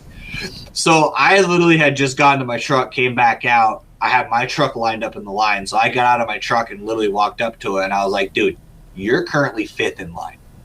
Yeah. So you need to back up. So then he started to like make an excuse, and I was just like, I just shook my head. Yeah, no. I'm like, we're not discussing this. This isn't a democracy. You need to just get out of the way because no one can move where you are. Yeah. So he literally drove down this road, and the road into this boat ramp is like 1.5 lanes at best. So he backs all the way down and then pulls off to the side, but he backed in at an angle. So now his truck is blocking people coming in and out. I gotcha. And then every time a truck would leave, he would drive back in there. Mm-hmm. And then he'd block somebody else and then back out and then drive back in there and back out. And it's what like a piece of shit, dude. That sucks. What I don't understand too is like, and this is just one of those things that maybe it's just me, but this is like a 600 acre lake, and a third of it's grass. So like, why are you even there? Yeah, it doesn't make much sense. Doesn't make much sense. Especially like if it was me, I did it today. If I pull into a boat ramp and it's full, I'm going to another lake. Like, I'm not going to sit there and hover around for an hour waiting for all the people to unload. And in this area, you have to understand, and maybe this is something that, you know, nationwide, maybe this doesn't make sense to some people, but this area that I was in, at that specific spot, there is Shelburne Pond, there's Moncton Pond, there's 5 or 6 Lake Champlain accesses, there's Lake Carmine, there's literally 8 lakes within a 20-minute drive of this location. Just go. All of which are 3 times the size. Do you think this was just like a case where like somebody had they just had no clue, totally naive and unaware, and that's the worst, man. And it was one of those, like, I grew up in a weird world because I grew up with it's an ethics thing. It's a fishing ethics thing that hasn't been, I don't think, passed down. Because I used to go to Lake Ontario fishing, and this is something that probably scarred me to an extent, but we used to go over there during there was a derby every year around Labor Day weekend. Pretty much that whole month, there's a big derby for the king salmon fishing. You got your boat in the water and trailer out of the way, or vice versa, in less than 3 minutes. If you did not, the locals would rip you out of your truck and go park your truck for you. There was no, you got out of the way or they got you out of the way. Yep. So, like, I literally, and Bobby's seen it, like, when I pack up my kayak, if I come to the ramp and there's people there, I will pull my kayak over to the corner out of the way and start packing it and putting it into my truck so that when my trailer hits the ramp, my kayak is on my trailer and I'm out of there. You know, and there's some people who are just like, they can't figure out where out of the way is. Right. And I like to tell them, go back into a fucking parking spot. Yep. That's what I always do. I go back to a parking spot. And that's I literally go back to wherever I pulled out of, and then I pack up. I'll pack up as much as I can on the way to the ramp. Like, before I even hit the ramp in the water, if I can, like, strap some stuff down in my kayak, I do. And then literally kayak goes on the trailer, and then I'm packing it. No, it makes sense. This boat was just one of those, like, it was just just in the way of, like, he thought he was going to cut the line, and it was like, dude, you're not. It's no. Yeah, he obviously did not get the memo, dude. That is ridiculous and fucking awful.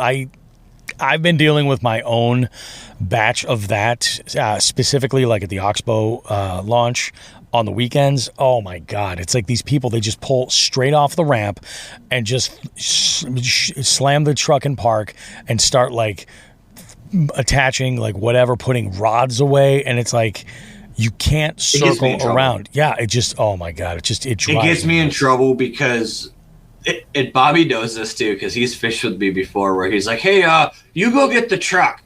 It's not because Bobby wants me to get the truck. It's because Bobby doesn't want me in the conflict zone because he knows that Vinny is going to start getting antsy because I'm not good at like passive aggressive. I'm good at aggressive. Yeah. See, that's one of the things that I enjoy about when I fish with my wife. We'll be on the water and like she'll see the douchebaggery happening and she's like, what the fuck? Is it that hard to figure out where to move your trailer? I'm like, oh my God. Like, I'm so proud of you. This is so great. No, it's true, dude. It's true. It's like, At that same boat ramp one day, I made an old man mad because he was like parked sideways across the ramp. And he was packing his kayak one piece at a time into his car. So, like, he'd walk to his kayak, he'd split his paddle. Then he'd walk back to his car and put his paddle in there. Then he'd walk back to his kayak and he'd grab his tackle box. And then he'd walk back. So I got to the point where after, like, the third trip, I literally walked over and picked up his kayak and put it on the roof of his car. There you go, dude. And he just looked at me and he's like, I just thought I'd help. Yeah, you're like, you're a bump on the ass of progress, my friend. I just can't wait for you anymore, dude. I just can't. Sorry. But I got to go home. Bananas, dude. We got one more call. This one's from Matt Thayer. Hey, guys. So, Matt Thayer here for yet another FTG. I was fishing in the northern end of Rhode Island at a very popular wreck boat lake with a bunch of docks and boats and all that kind of stuff. No, I didn't get in any arguments this time, but there was a group of people, I think, and they were hitting golf balls into the water or around towards the water or whatever. I was fishing a line of docks, and a ball actually landed about 50, 60, 70 feet behind me. So then I said, like, hey, there's people in the water over here. And I heard a guy yell, 4. So, I just took off and left after I did catch one fish over there before the golf ball incident. But, I really didn't feel like getting hit in the head with a golf ball, being out there alone, then somebody find me passed out or something when it's 90-something degrees. But yeah, so fuck that golfing guy, or group, or whatever you want to say. But yeah, that was an interesting experience. All right, take it easy. I got to tell you, golfers are special. I have two questions. One, what is the obsession with hitting golf balls in the water? Into water, I know. You see it all the time. Yeah. And two, why did he bother to say the north end of Rhode Island? It's not that big of a space. That's very true. That is very, very true.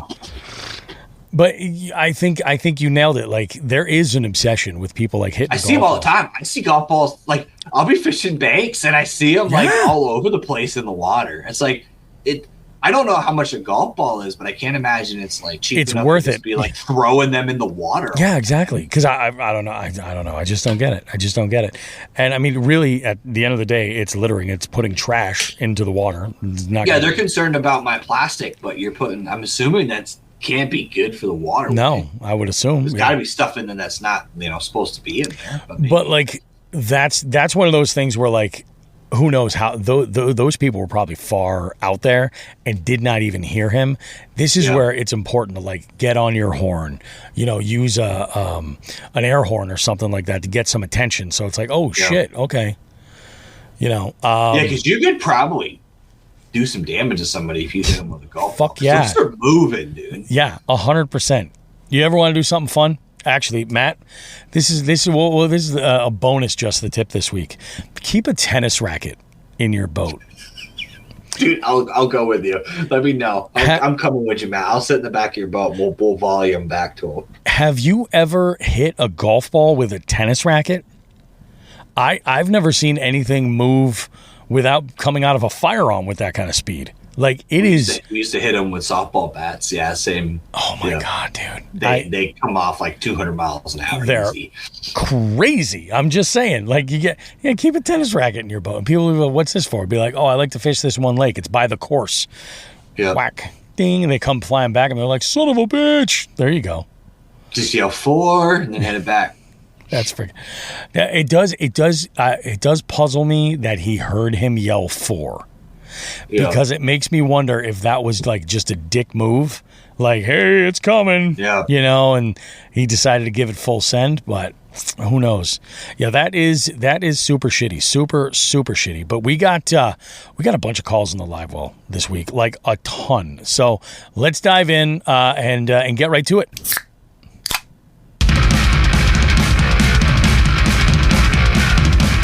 Hi there.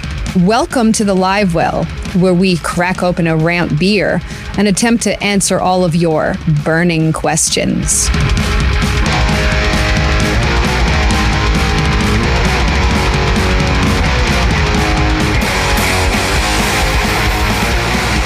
We have so much in the live well. We have like 6 or 7 calls from like I think 3 or 4 different people. Let's dive in right now. This is the first call from Kevin. Hey guys. It's Kevin from Biohazard. Got a question, not really related to, I know you were reaching out about bank fishing and stuff, but it's a shallow water question I got. So, traveling over to Rhode Island, and there's a hotel I stay at that's right next to, a mile away from very shallow lake. I think it's around 6 feet deep is like the deepest part. Surprisingly, there's not a ton of weeds, but I pulled some really decent crappie out of here, some really nice white perch, some small bass and stuff. But my question to you is, what would you, being so hot and shit, the water's got to be 85 degrees. How would you approach fishing this lake? Because it's so close that I have to fish it. And so how would you approach it? What kind of techniques would you use? And then second, would you say fuck it and just 10, 15 minutes down the road, there's another lake that's much deeper that might be potential, but I don't know that lake at all. So this smaller lake, this shallow lake, I know very, very well. But this other lake is much larger, and I went there once and didn't really do very well. So, what do you think? What do you think I should do?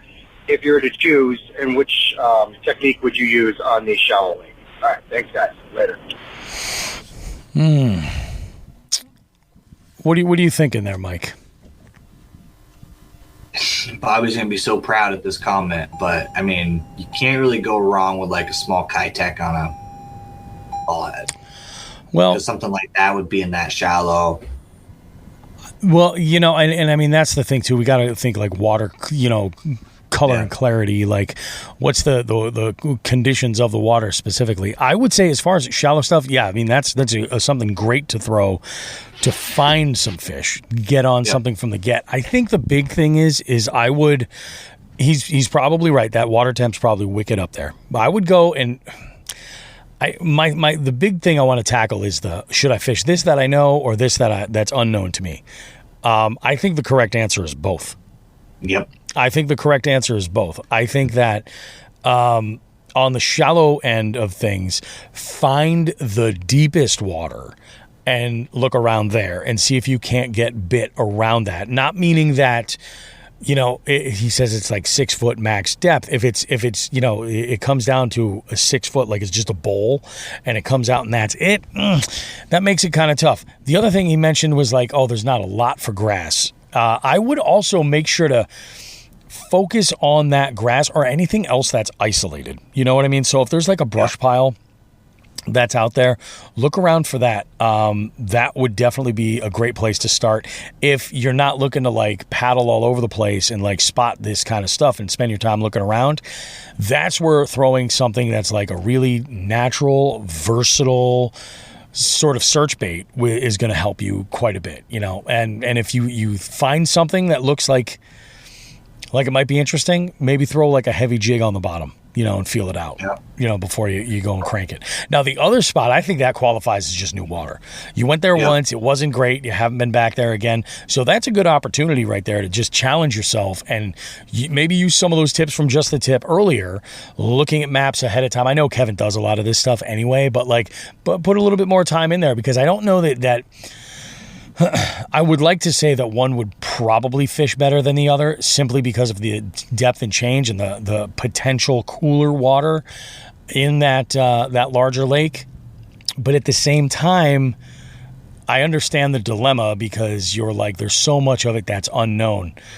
I think you just got to fish both of them. So my suggestion would be, if you have this option, if you have like control of your time, right? Fish the shallower lake either in the evening or early morning, when that water's going to be as cool as it possibly can. So if you're able to get there super early at daylight, hit that then, or hit it at the end of the day and then go fish the deeper lake during the middle of the day, because that water, it's amazing how much my home lake, the lake I was just on today, once the sun goes down, those fish pull into a bay that's 6 feet of water and grass. They're not there all day. Yeah. That water drops 2 degrees. Those fish are in there. And you'd be surprised how quickly they get active just by a little drop of temperature. So by getting there in the morning when it's really super cool, you're going to be. And that smaller lake, the good thing about that 6 foot lake is you know where the fish are, and there's less places for them to hide.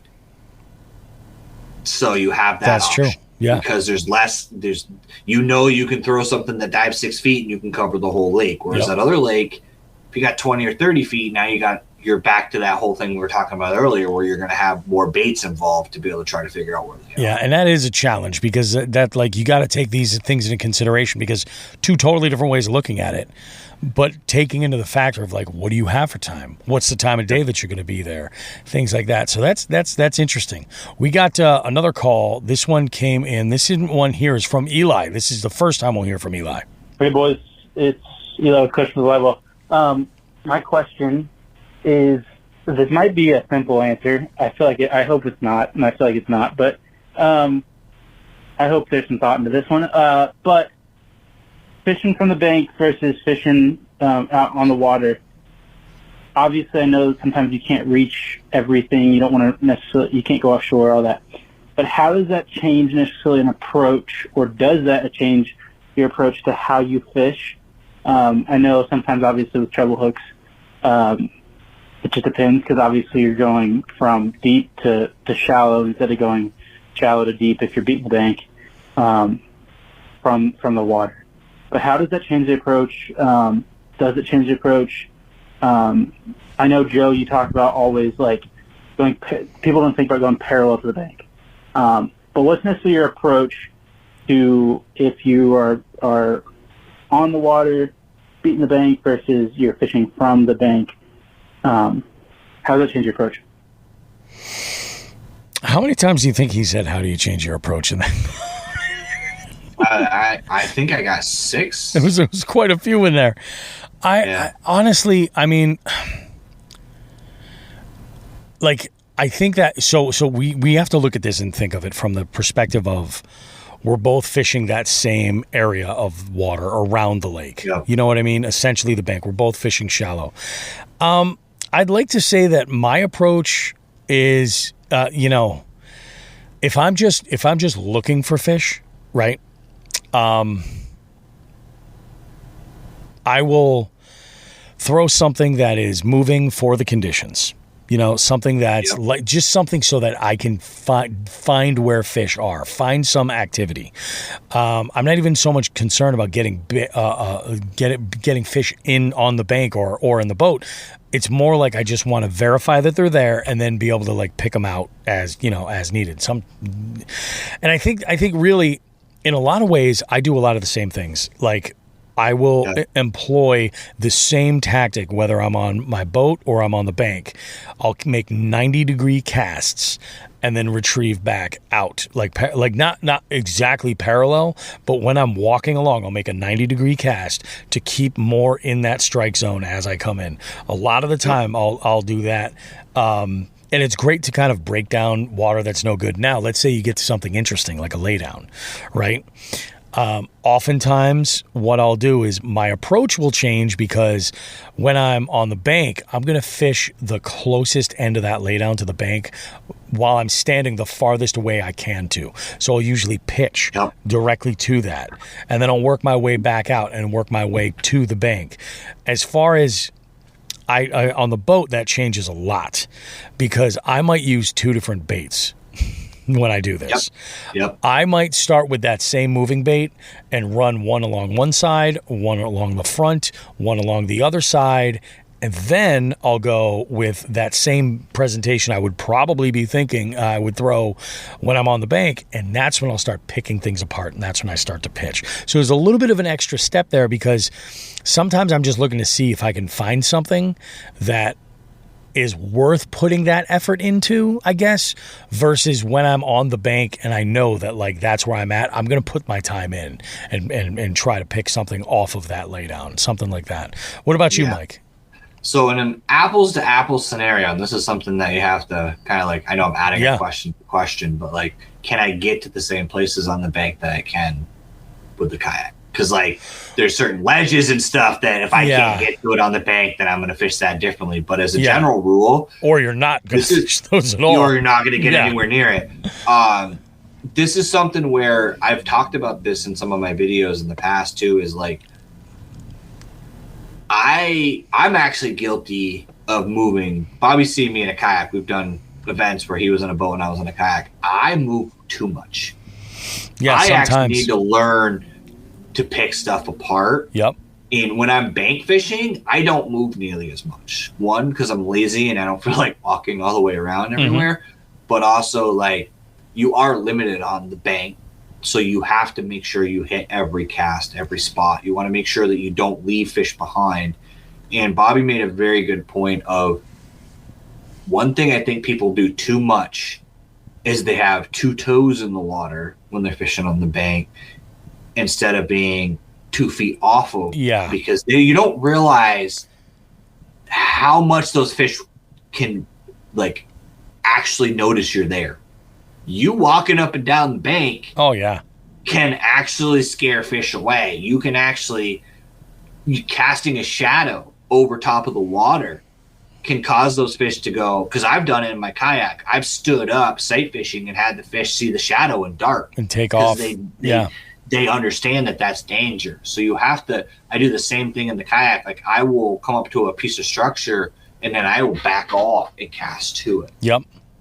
It's really the difference, I think, for me is, like Bobby said, the angle of casting, because I'm not going to cast to the front of a brush pile from the bank because I'm probably not going to get that bait back. But when I'm in the water, I am going to drop it down the front and then change angle in the kayak so that I can then throw between the bank and that brush pile. Yep. And then that's the one advantage you have when you're in a boat versus a bank, is that you can go and adjust your angle so you can hit every cast. Whereas the bank, I'm going to make sure to hit what I can and then move on. You know, when I first started bank fishing and I was like messing around with like, you know, different artificial baits and stuff for the first time, I would see a big laydown and like an absolute dipshit, Mike, I would climb up on the laydown and walk out as far as I could, like to where it started to feel sketchy, and make casts out deep from that. What a fucking bonehead move. I've done it. Yeah. I've done it when I was doing the scavenger hunt. Sometimes I would do that, and then I would like throw out like a bobber and worm to try to get like a bullhead or something. All the way, and you're I would like literally be sitting on the laydown. Yep. There could be an absolute tank under there, and you walked on it and spooked it. It's gone. Yep. You know, yeah, it's crazy, dude. Let's see, what's this next? Oh, this next call is from South Jersey, Josh. Let's jump in here. Hey, Bobby and potentially Joe. This is South Jersey Josh. I just saw the call to action on Instagram about the bank fishing suggestions, and so I'm calling in with a tip or two, which feel free to elaborate on or tell me I'm wrong. Anywho, as I mostly do bank fishing, or more or less bank fishing, hopping in the water, one of my tips is, if you're in one spot, 100 yards away could be different, but I wouldn't spend any more than about a half an hour, give or take, in one spot. Throw a couple different presentations, throw a little bit of bottom action, a jig, maybe throw a swim bait, maybe a chatterbait, or even a Senko. You throw a couple different presentations, but typically within half an hour's time or less, you're able to at least get an idea if anything's there or if anything wants to bite. Say you only have like 10 feet in this one little spot to move. Well, you fan cast it. If one little spot looks better than another, you make a couple casts at it. Switch up the presentation a little bit. But, if you're in a spot and you're there for about a half an hour, beating it up, chances are, if nothing's bitten in that amount of time, you've probably spooked them off. So you can come back later or do what I do and move on and potentially hit it, later in the day or the next day. If it's a spot you hit kind of regularly, you probably already have a pattern developed. So you kind of know relatively what they should react to based on the cloud cover or time of day. So yeah, that's my suggestion. Limit your time in a spot. If you put too much time into something, you've probably already burned it up.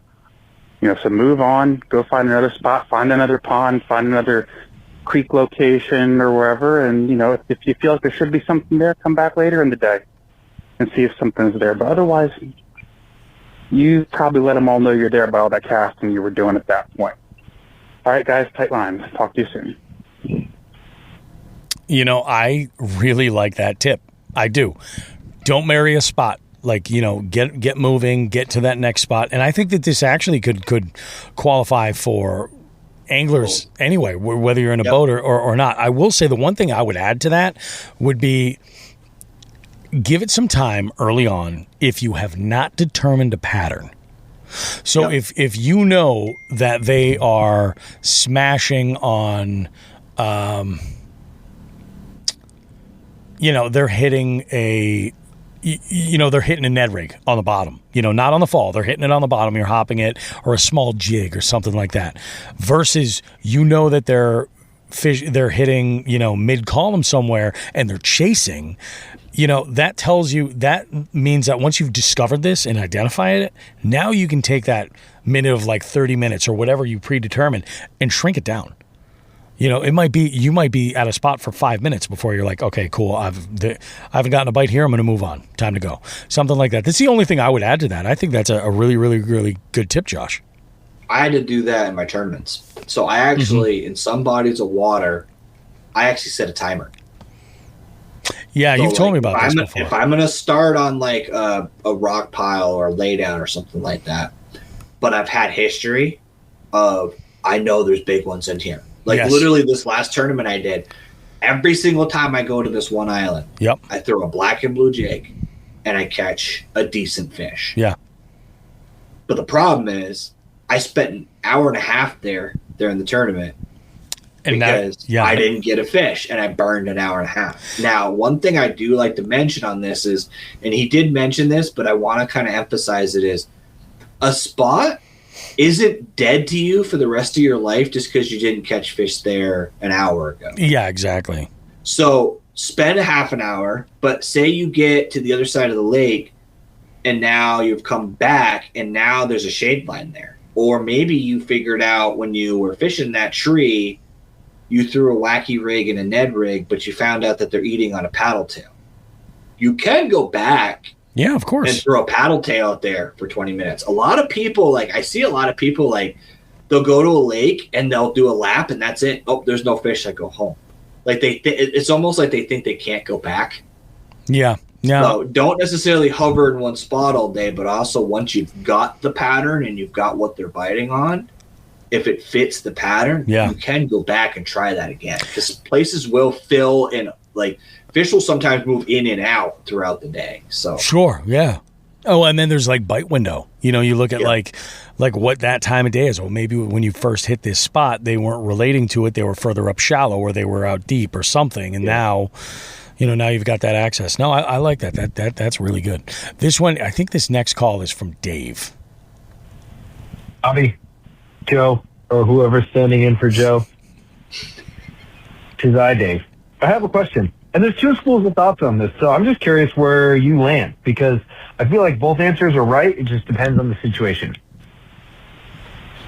I heard in this last week's show, Bobby, you flipped in and caught a decent one for the big bass, which I'm stoked.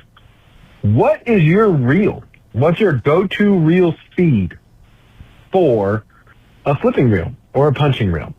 A lot of people I hear 8, 3 to 1, because you can pick up a bunch of line, because what ends up happening is you put a bunch of line out there, flipping all the time, you got to retrieve it back real fast, and then flip again.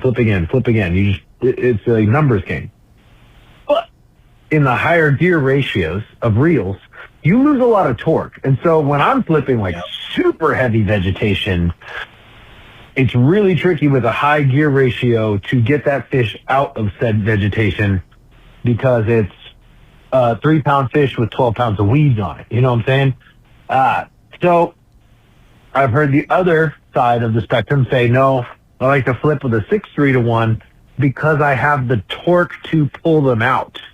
So it makes sense. Yeah, you don't get to pick your line up as fast, but you actually have the muscle in the reel to be able to pick up that 15 pounds of vegetation or whatever you get on there. So what school of thought are you? Do you like a higher speed gear ratio to get the retrieve the line faster, or do you like a lower speed gear ratio to be able to have the torque? Or are you right in the middle with the 7-3 to 1? I'm a 7-3 to 1 guy, just because I have the best of both worlds, really. But, that's me. I like to, ride that fence line. All right. Yep, just chime in. Let me know what you think. Okay. Bye. I love Dave. Dave asks the questions that make people think. I like that. Yep. So I'm going to tell you, when I'm flipping, here's my school of thought. I like an 8-speed reel because it is fast, but it's not the fastest out there, right? My thought is this: a lot of the area where I fish, we don't have vegetation that is remotely as intense as other parts of the country. We have weeds, we've got pads, all that stuff. I would prefer a faster reel, and the primary reason is not so much to pick up the line faster like the way he described it. I want to pick up that line faster so I can detect the strike. Because when I'm flipping, that bite can happen so fast. Yeah. And it doesn't matter if I miss the bite, you know? Now, I should clarify, like with that situation with that fish, in an ideal world, I should say this. My flipping setup was on my jig combo with 20-pound fluoro, not my preferred line of choice when I'm flipping pads. You know, I would rather have it on my braid rig, but I was throwing the frog on my braid rig, so this was a follow-up bait. For me, I'm going to go faster all the time. I've never had an issue with a faster speed reel not having the torque to do the job. But I mean, again, like maybe that's a yet situation. I don't know, but I haven't had that issue. But to me, it's just more important that I have that line, that slack line picked up so that I can feel that bite immediately. And that's exactly what happened in that situation. I wouldn't have caught that fish if I didn't pick up that line immediately. As soon as that hits the water, I'm like, click, boom, pick it right back up. What about you? So weirdly enough, I've been both. So for a while, I had a high-speed reel. Yep. I do fish. My home lake, for example, looks like a Florida lake. Like, I've literally sent pictures to Mikey Balls. Yeah. And he's been like, dude, that looks just like a lake I fish in Florida. Like, it's that bad. Yeah. So the problem is, and this is kind of goes back to our conversation earlier, I don't really have an 8-speed reel anymore. Because that would be the only thing I would use it for. Yep. So sometimes my Texas rig rod becomes a different rod. Yep.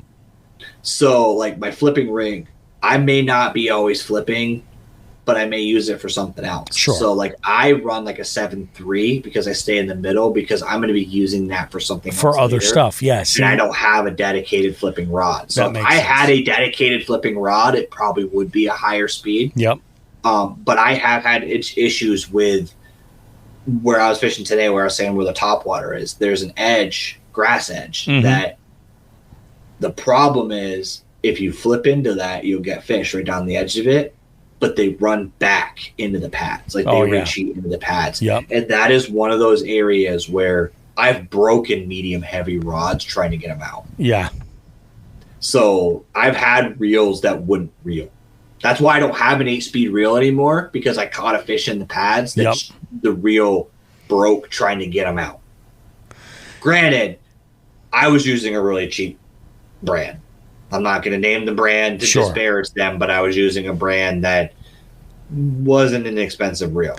You know, and it's funny because there are reels out there that are like 9 and 10 speed reels that I'm like, okay, I don't necessarily know that really has like a use necessarily, but I don't know. Like it's. And the other thing to remember, guys, and this is a key factor. Yeah.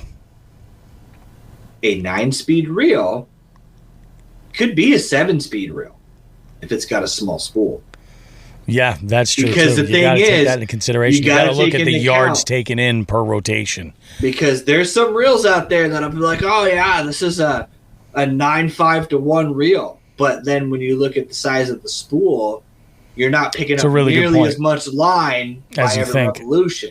Yeah. So yeah, it's a 9-speed reel, but you're picking up a third of the line that I am with my 6.5-to-1 because I've got a bigger spool. You got to take that into consideration. That's why they like say a BFS reel, perfect example. We look at a BFS reel. Some of those spools, like.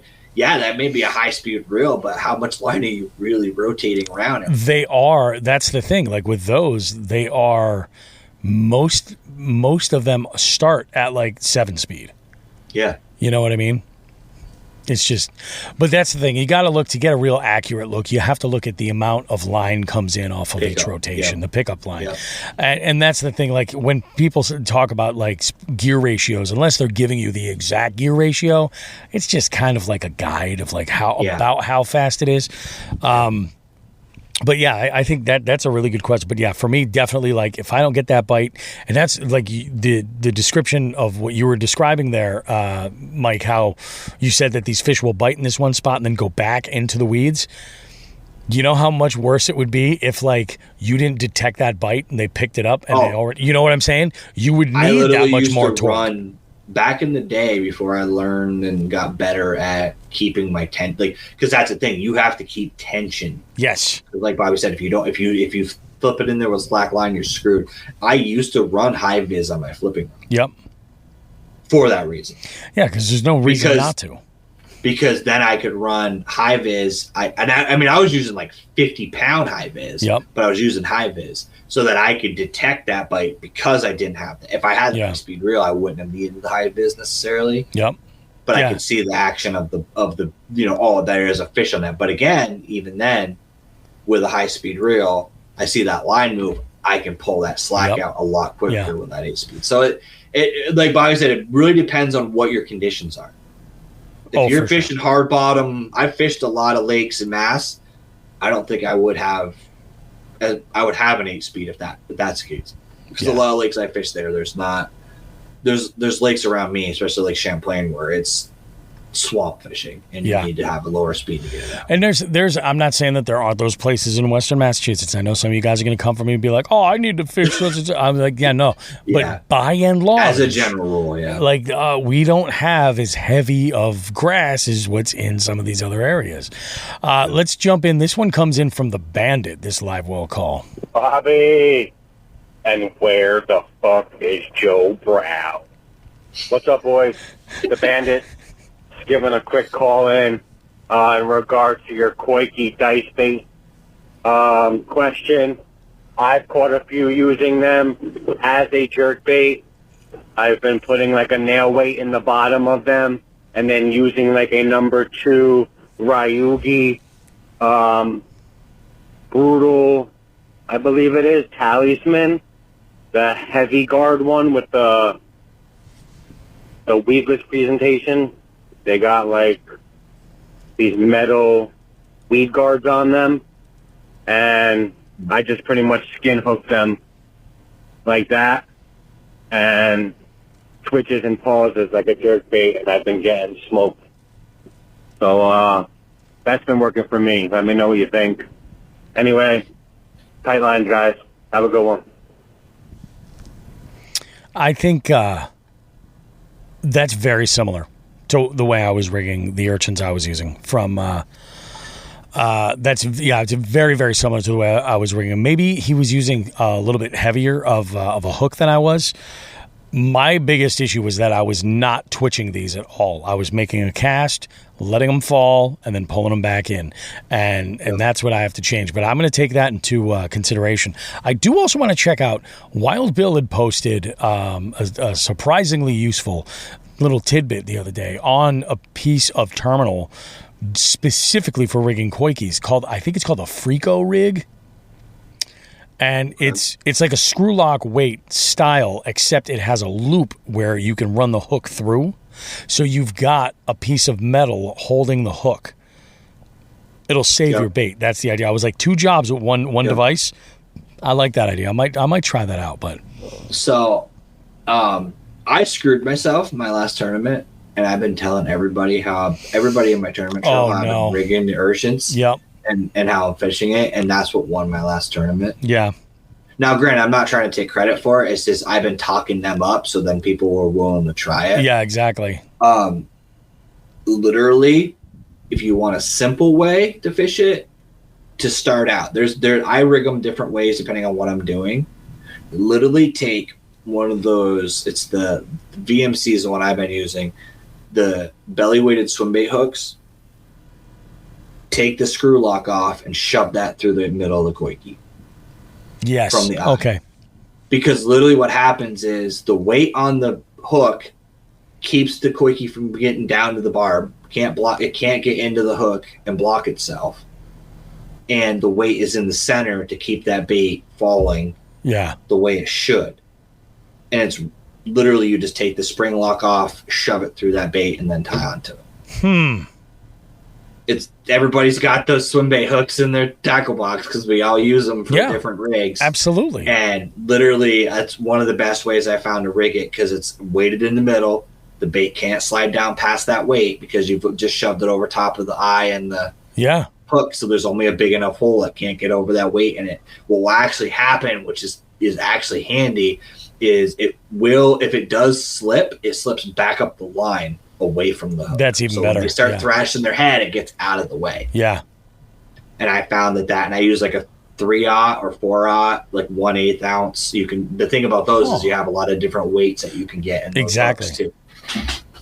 And it's real simple, and it's the same concept as some of these urchin rigs, because a lot of these urchin rigs are just basically a worm hook with some sort of lead cradle to stop it from getting down to the barb. And this already does that, and you can go buy a 4-pack tomorrow and not have to wait for them to come in stock again. I believe it's Tornado that just put out a nice looking like urchin style jig. G-Rat has a kit.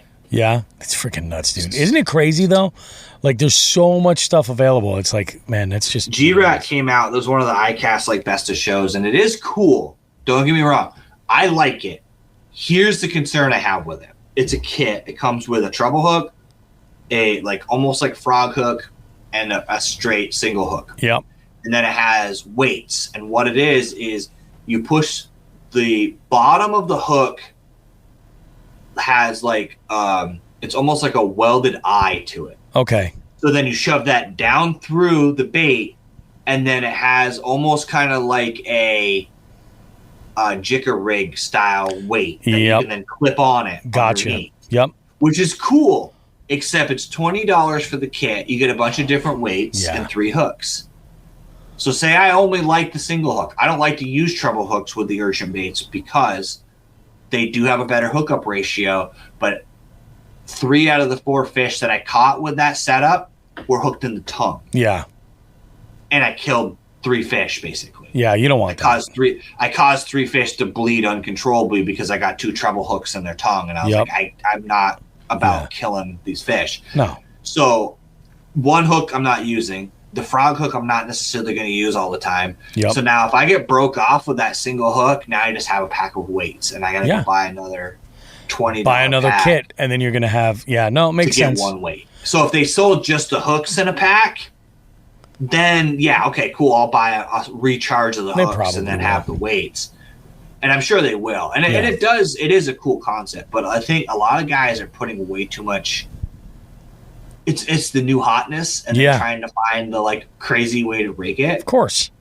But at the end of the day, like, it's not as difficult as it is. And like the thing is, and I was telling Bobby this too at one point, is it's a jerk bait, but it's a spring jerk bait. Yeah. Or fall jerk bait. It's not a midsummer jerk bait. It is not rap, rap, rap, rap, rap, rap. It is hit it, wait.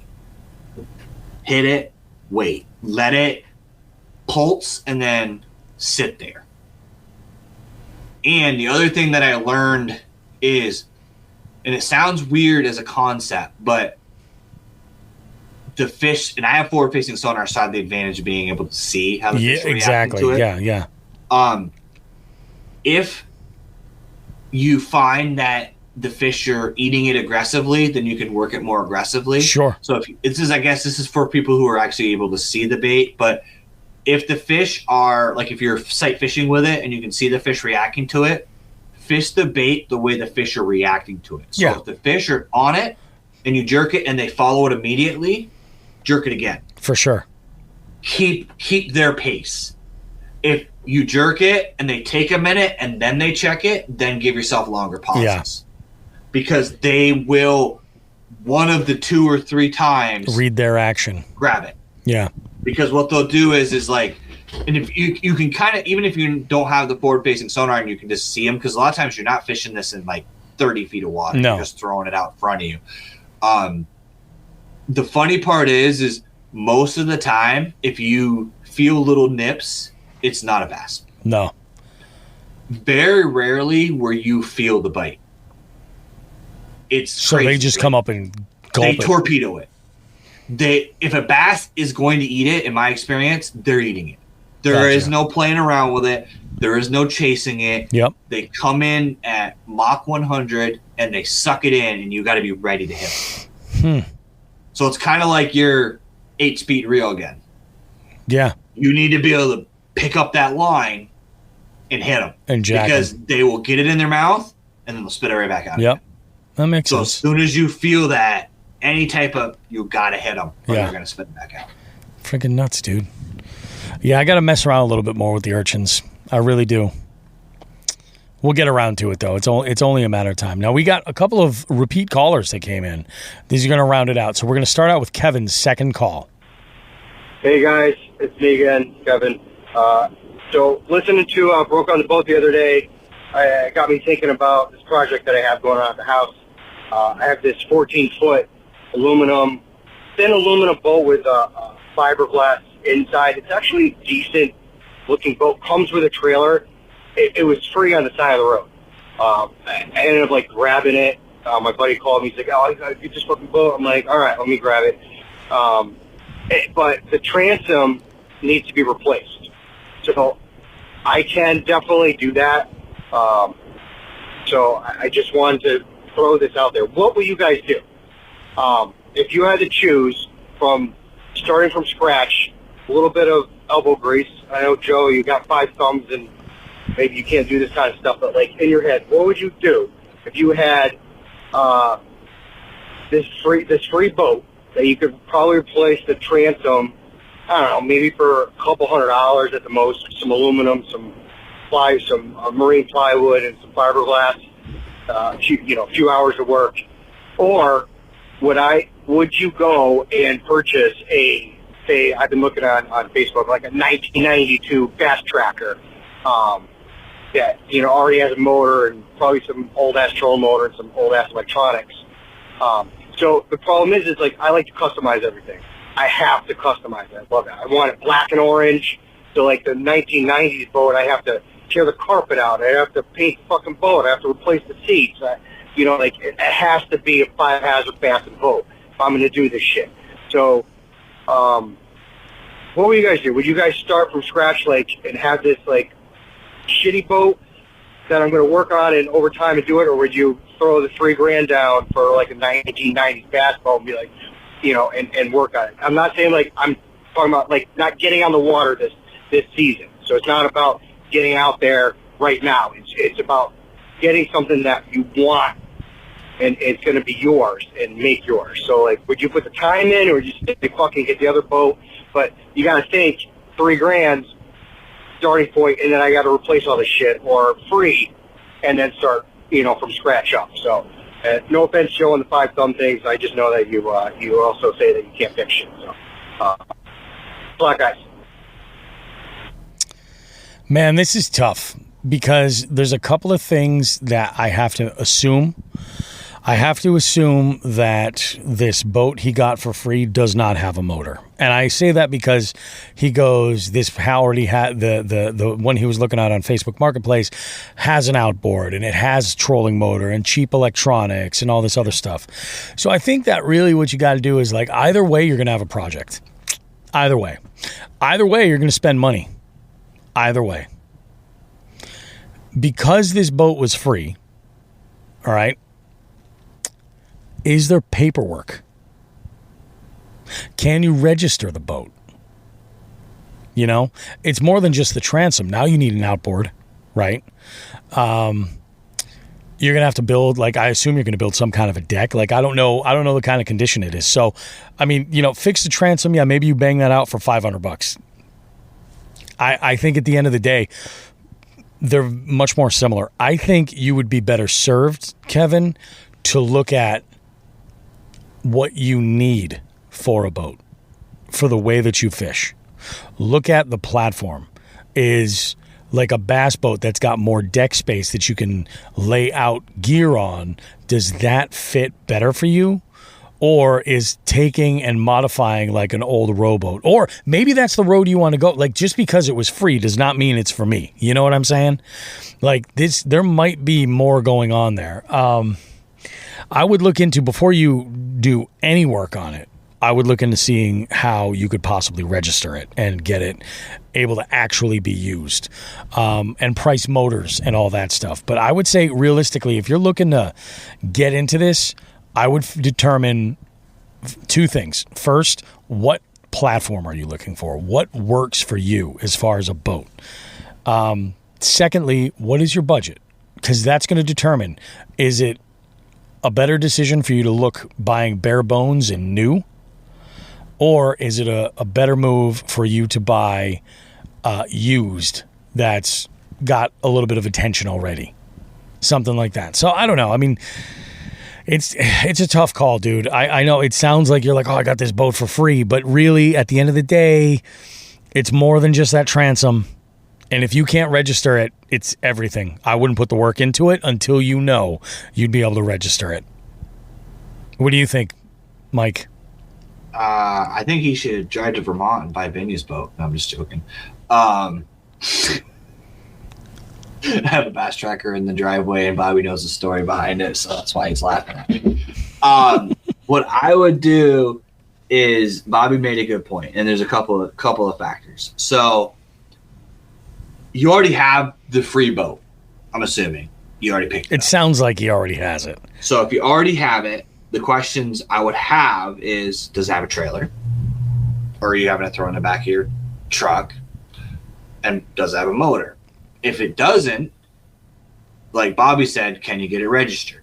If you can get it registered, keep the free boat, put it in your yard, sink a little bit of money into it because maybe you need a small rowboat for tiny ponds and places that you want to go that you don't want to bring a big boat. Mm-hmm. And then that boat's already free, so you don't have to do anything to that one at this point. I would recommend, and this is something that, take it from someone who literally has a $10,000 lawn ornament that bought a boat from a dealership that it almost immediately broke, and I have not been able to get it running since I bought it. Remember that you have to be able to continuously, which sounds like you can, buy the right boat. So maybe that 93 tracker is good, maybe it's not, but also don't buy a boat that you feel like you have to completely tear everything out of it immediately when you buy it, because there's going to be other things that are going to come up with that thing. So keep in mind that, yeah, you may want to replace the seats and all that stuff over time and make it your own, but also make sure that the motor is actually going to be functional. Yeah. Before you buy it, just a cautious tale, because again, I have a $10,000 lawn ornament sitting in my driveway that I fished out of 4 times, and I bought that from a dealership. So yeah, it's a fucking mess. That's a whole fucking mess. So I would say go with, like Bobby said, basically kind of similar to what he said, though, as far as the answer goes, is how are you going to use it? What if this is the buy once, cry once thing that I was talking about earlier, is that if you're going to eventually want something that's a bass boat that is going to have the capabilities of a bass boat, and you have the funds and you can buy the right boat now and then slowly work on it over the years, then do that. Because then you're not going to have to then put all this money into this rowboat to turn around and buy another boat because you wish that you'd gotten a bigger boat. You know, and that's the thing. Like, you really, this is where it just takes a little bit of soul searching. You know what I'm saying? Like, do you want to be that, like, tiny boat nation guy that's like, I'm going to buy this, like, John boat, you know, and I'm going to rig it up. It's going to be, this is how I'm going to do it. It's going to be my way. Okay, cool. I mean, maybe it's easier to digest the financial end of that by doing it a piece at a time, you know, and doing the work yourself. I mean, maybe that's what you're looking for, is like a project, but it will be a project. I would say really start, like, I recently had a friend of the show that had gotten a boat, and I think, like, it was just one of those things where, like, I think it was just a deal that was just too good to be true. And I think that it's only taken a handful of times before realizing, like, you start to realize, like, where you wish you had more room and all this stuff. So I would talk to some boat owners and figure out, like, the different styles and figure out what you want to do. Because it sounds like you're right there, Kevin, where you're like, yeah, I want to do this. I kind of want to do this. Like, what should I do? What's the better decision? I think ultimately what it gets down to is, like, what do you want this vessel to be for you? What's the primary move? And then ask questions about people in that space. Because, like, what's your end dream? I was willing to purchase a 14-foot deep V with a much narrow beam.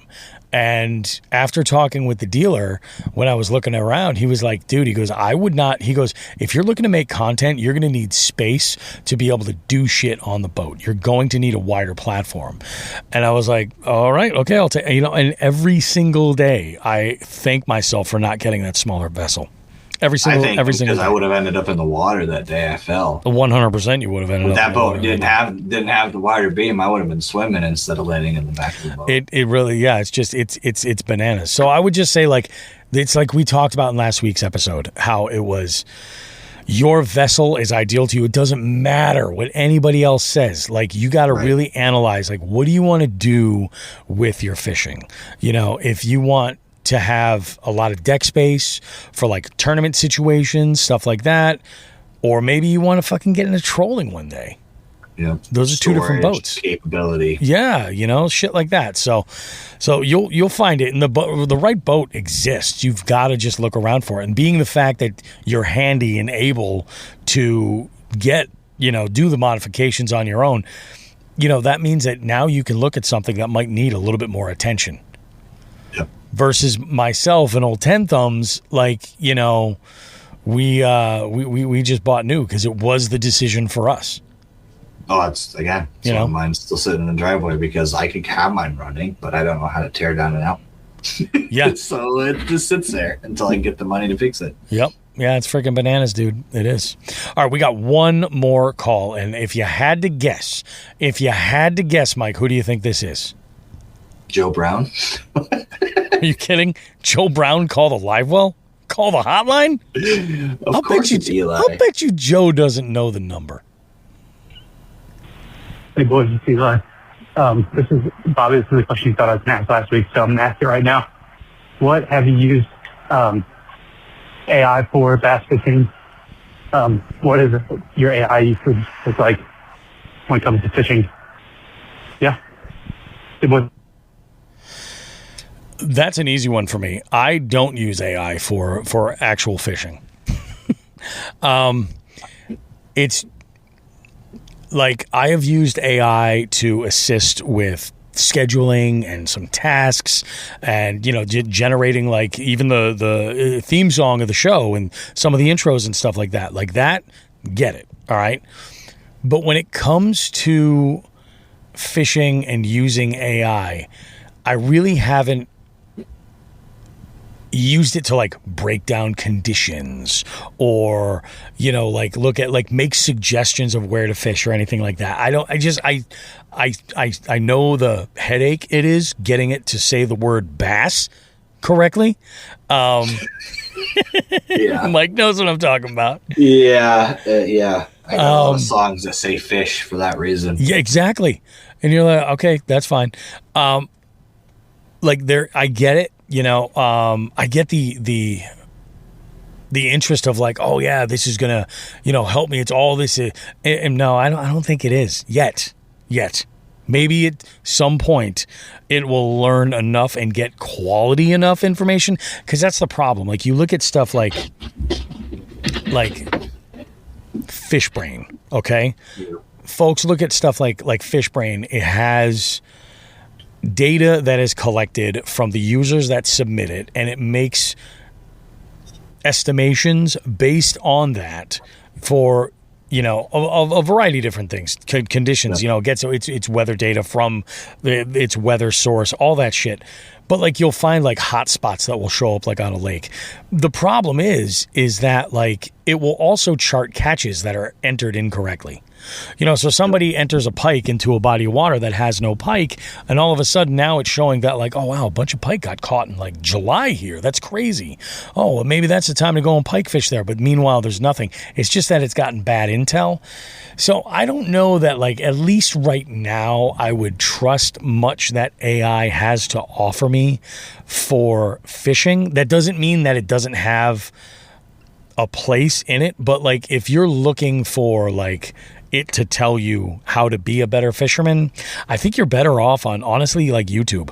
I genuinely do.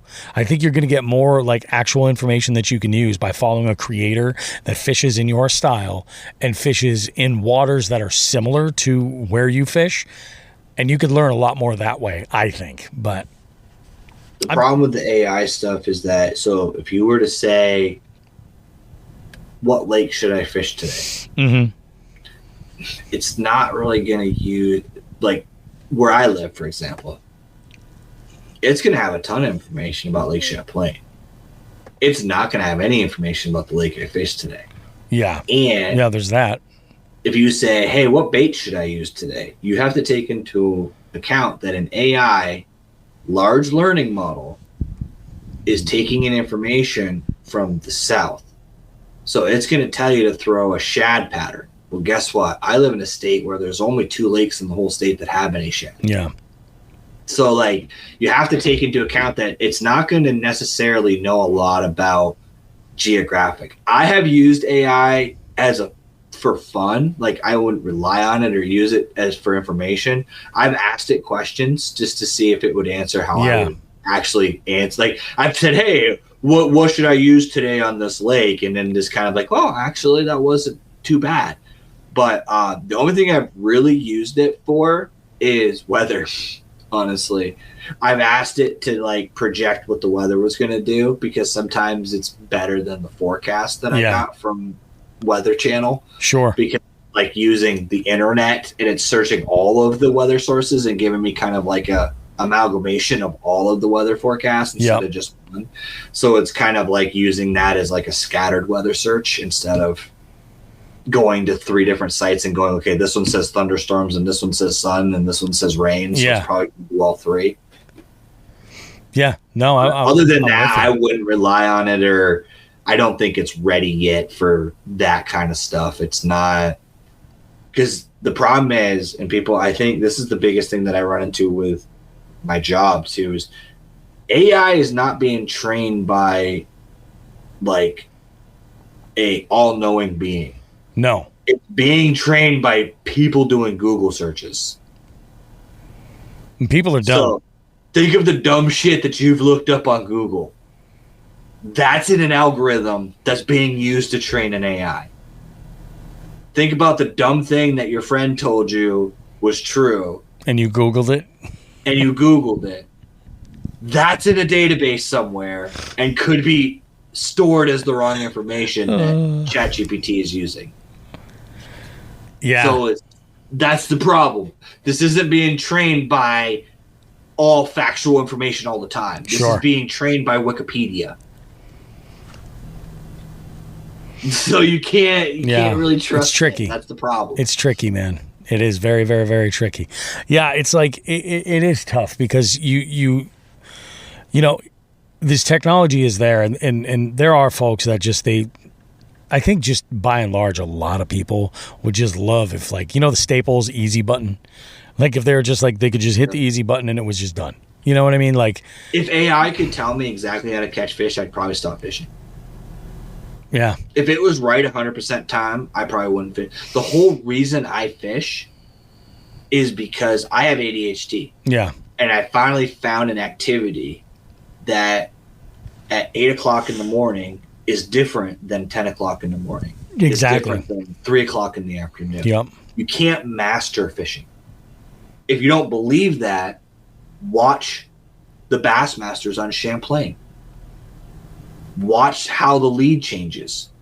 Watch how the guy who has been sucking all season is suddenly in first place. Did he even if it's just for a minute? Better? Yeah. No, he just found something that somebody else didn't find in that moment at the right time. Yeah. And that's all fishing is. It's a lot of variables. So many variables and details and putting all those together. And Yeah. that's fun about fishing. Is my favorite thing to do, and I know this is Bobby's too, is like I love just going to a place I've never fished and catching a bass. 100%. I have more joy in catching a 12-inch bass on a lake that I've never fished before You hear that, Alec Congamon Jr.? than catching a 5-pounder. Because, yes, cool, if I caught a 5-pounder, it's awesome. But I have, in my mind, I'm more successful if I went to a place I'd never seen, had no information on, and figured it out and caught fish that day. For sure. Because that's why I do tournaments. That's the whole tournament reason. The whole reason I do them is you're not going to do tournaments to get rich in a local tournament. Yeah. What I'm doing is I'm measuring myself against other anglers and then learning how to become better so that I can become better again. Oh, definitely. No, I think it's friggin' awesome, dude. What an amazing live wall overall. Like we had several calls that touched a bunch of different topics this week. It was really, really great. Man, it is getting late. It's 11:30 at night. This is the latest I think I've recorded an episode of this show in a long time. And I'm getting texts. Probably the last late one was me. I'll bet you it was. At the boat ramp. The guys were at the paddle boat. I'm getting texts right now from my wife. She is like, "Are you bringing me dinner or what is going on?" And I'm like, "We got you. I got you. Don't worry about it." But yeah, we're gonna wrap this up, guys. Mike, thanks so much for being part of the show, jumping on this week to chime in. And if you're out there, beating the banks, and you've got questions, you want us to go further, more in depth on something bank fishing related, don't be afraid to hit that hotline 413-324-8519. Call us, text us. Put that number in your phone, and you can always reach out to us and ask questions, give us some feedback, submit an FTG, whatever it is. It's the number one way to get back in touch, to communicate with Jigs and Bigs. But, Mike, you got anything you want to tease for the listeners coming up? We are going to be expanding regions for the tournament soon. So if you guys want a region added, make your suggestions. Call the hotline. Say what states you think should constitute a region.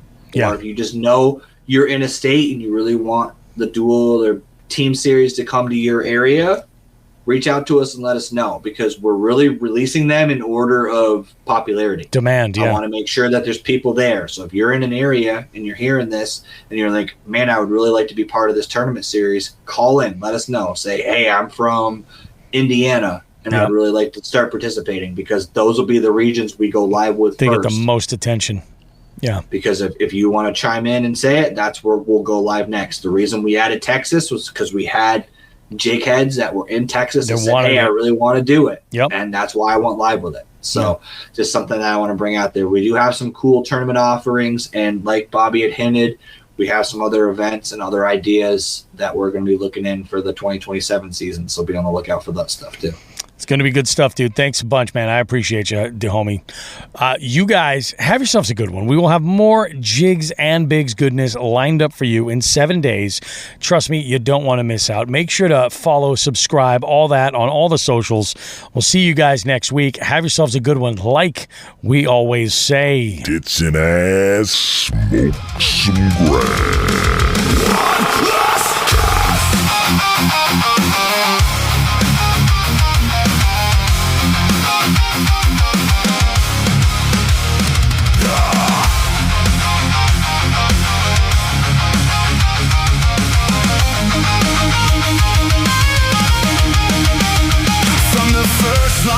To the stories we told, every bite, every miss, every moment on hold. You showed up, tuned in, stayed through it all. Now we're reeling it back as the night starts to fall. Every download, every share, you kept this thing alive out there. This is one last kiss before you go. If you felt this vibe, let the whole world know. Hit that follow, leave a rate, help us grow this thing we create.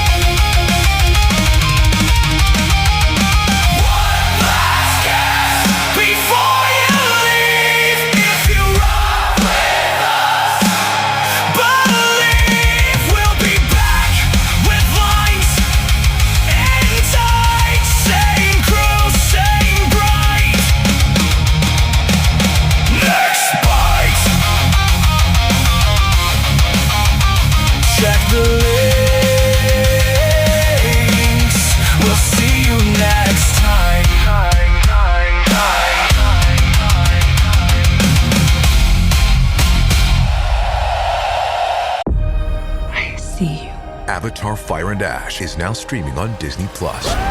It's the film critics are calling the best Avatar yet. A true epic and completely jaw-dropping. This is the only pure thing in this world. Return to Pandora on Disney+. It will be an adventure for the whole family. And watch the Oscar-winning phenomenon at home. This is sick! Avatar: Fire and Ash, now streaming on Disney+. Rated PG-13.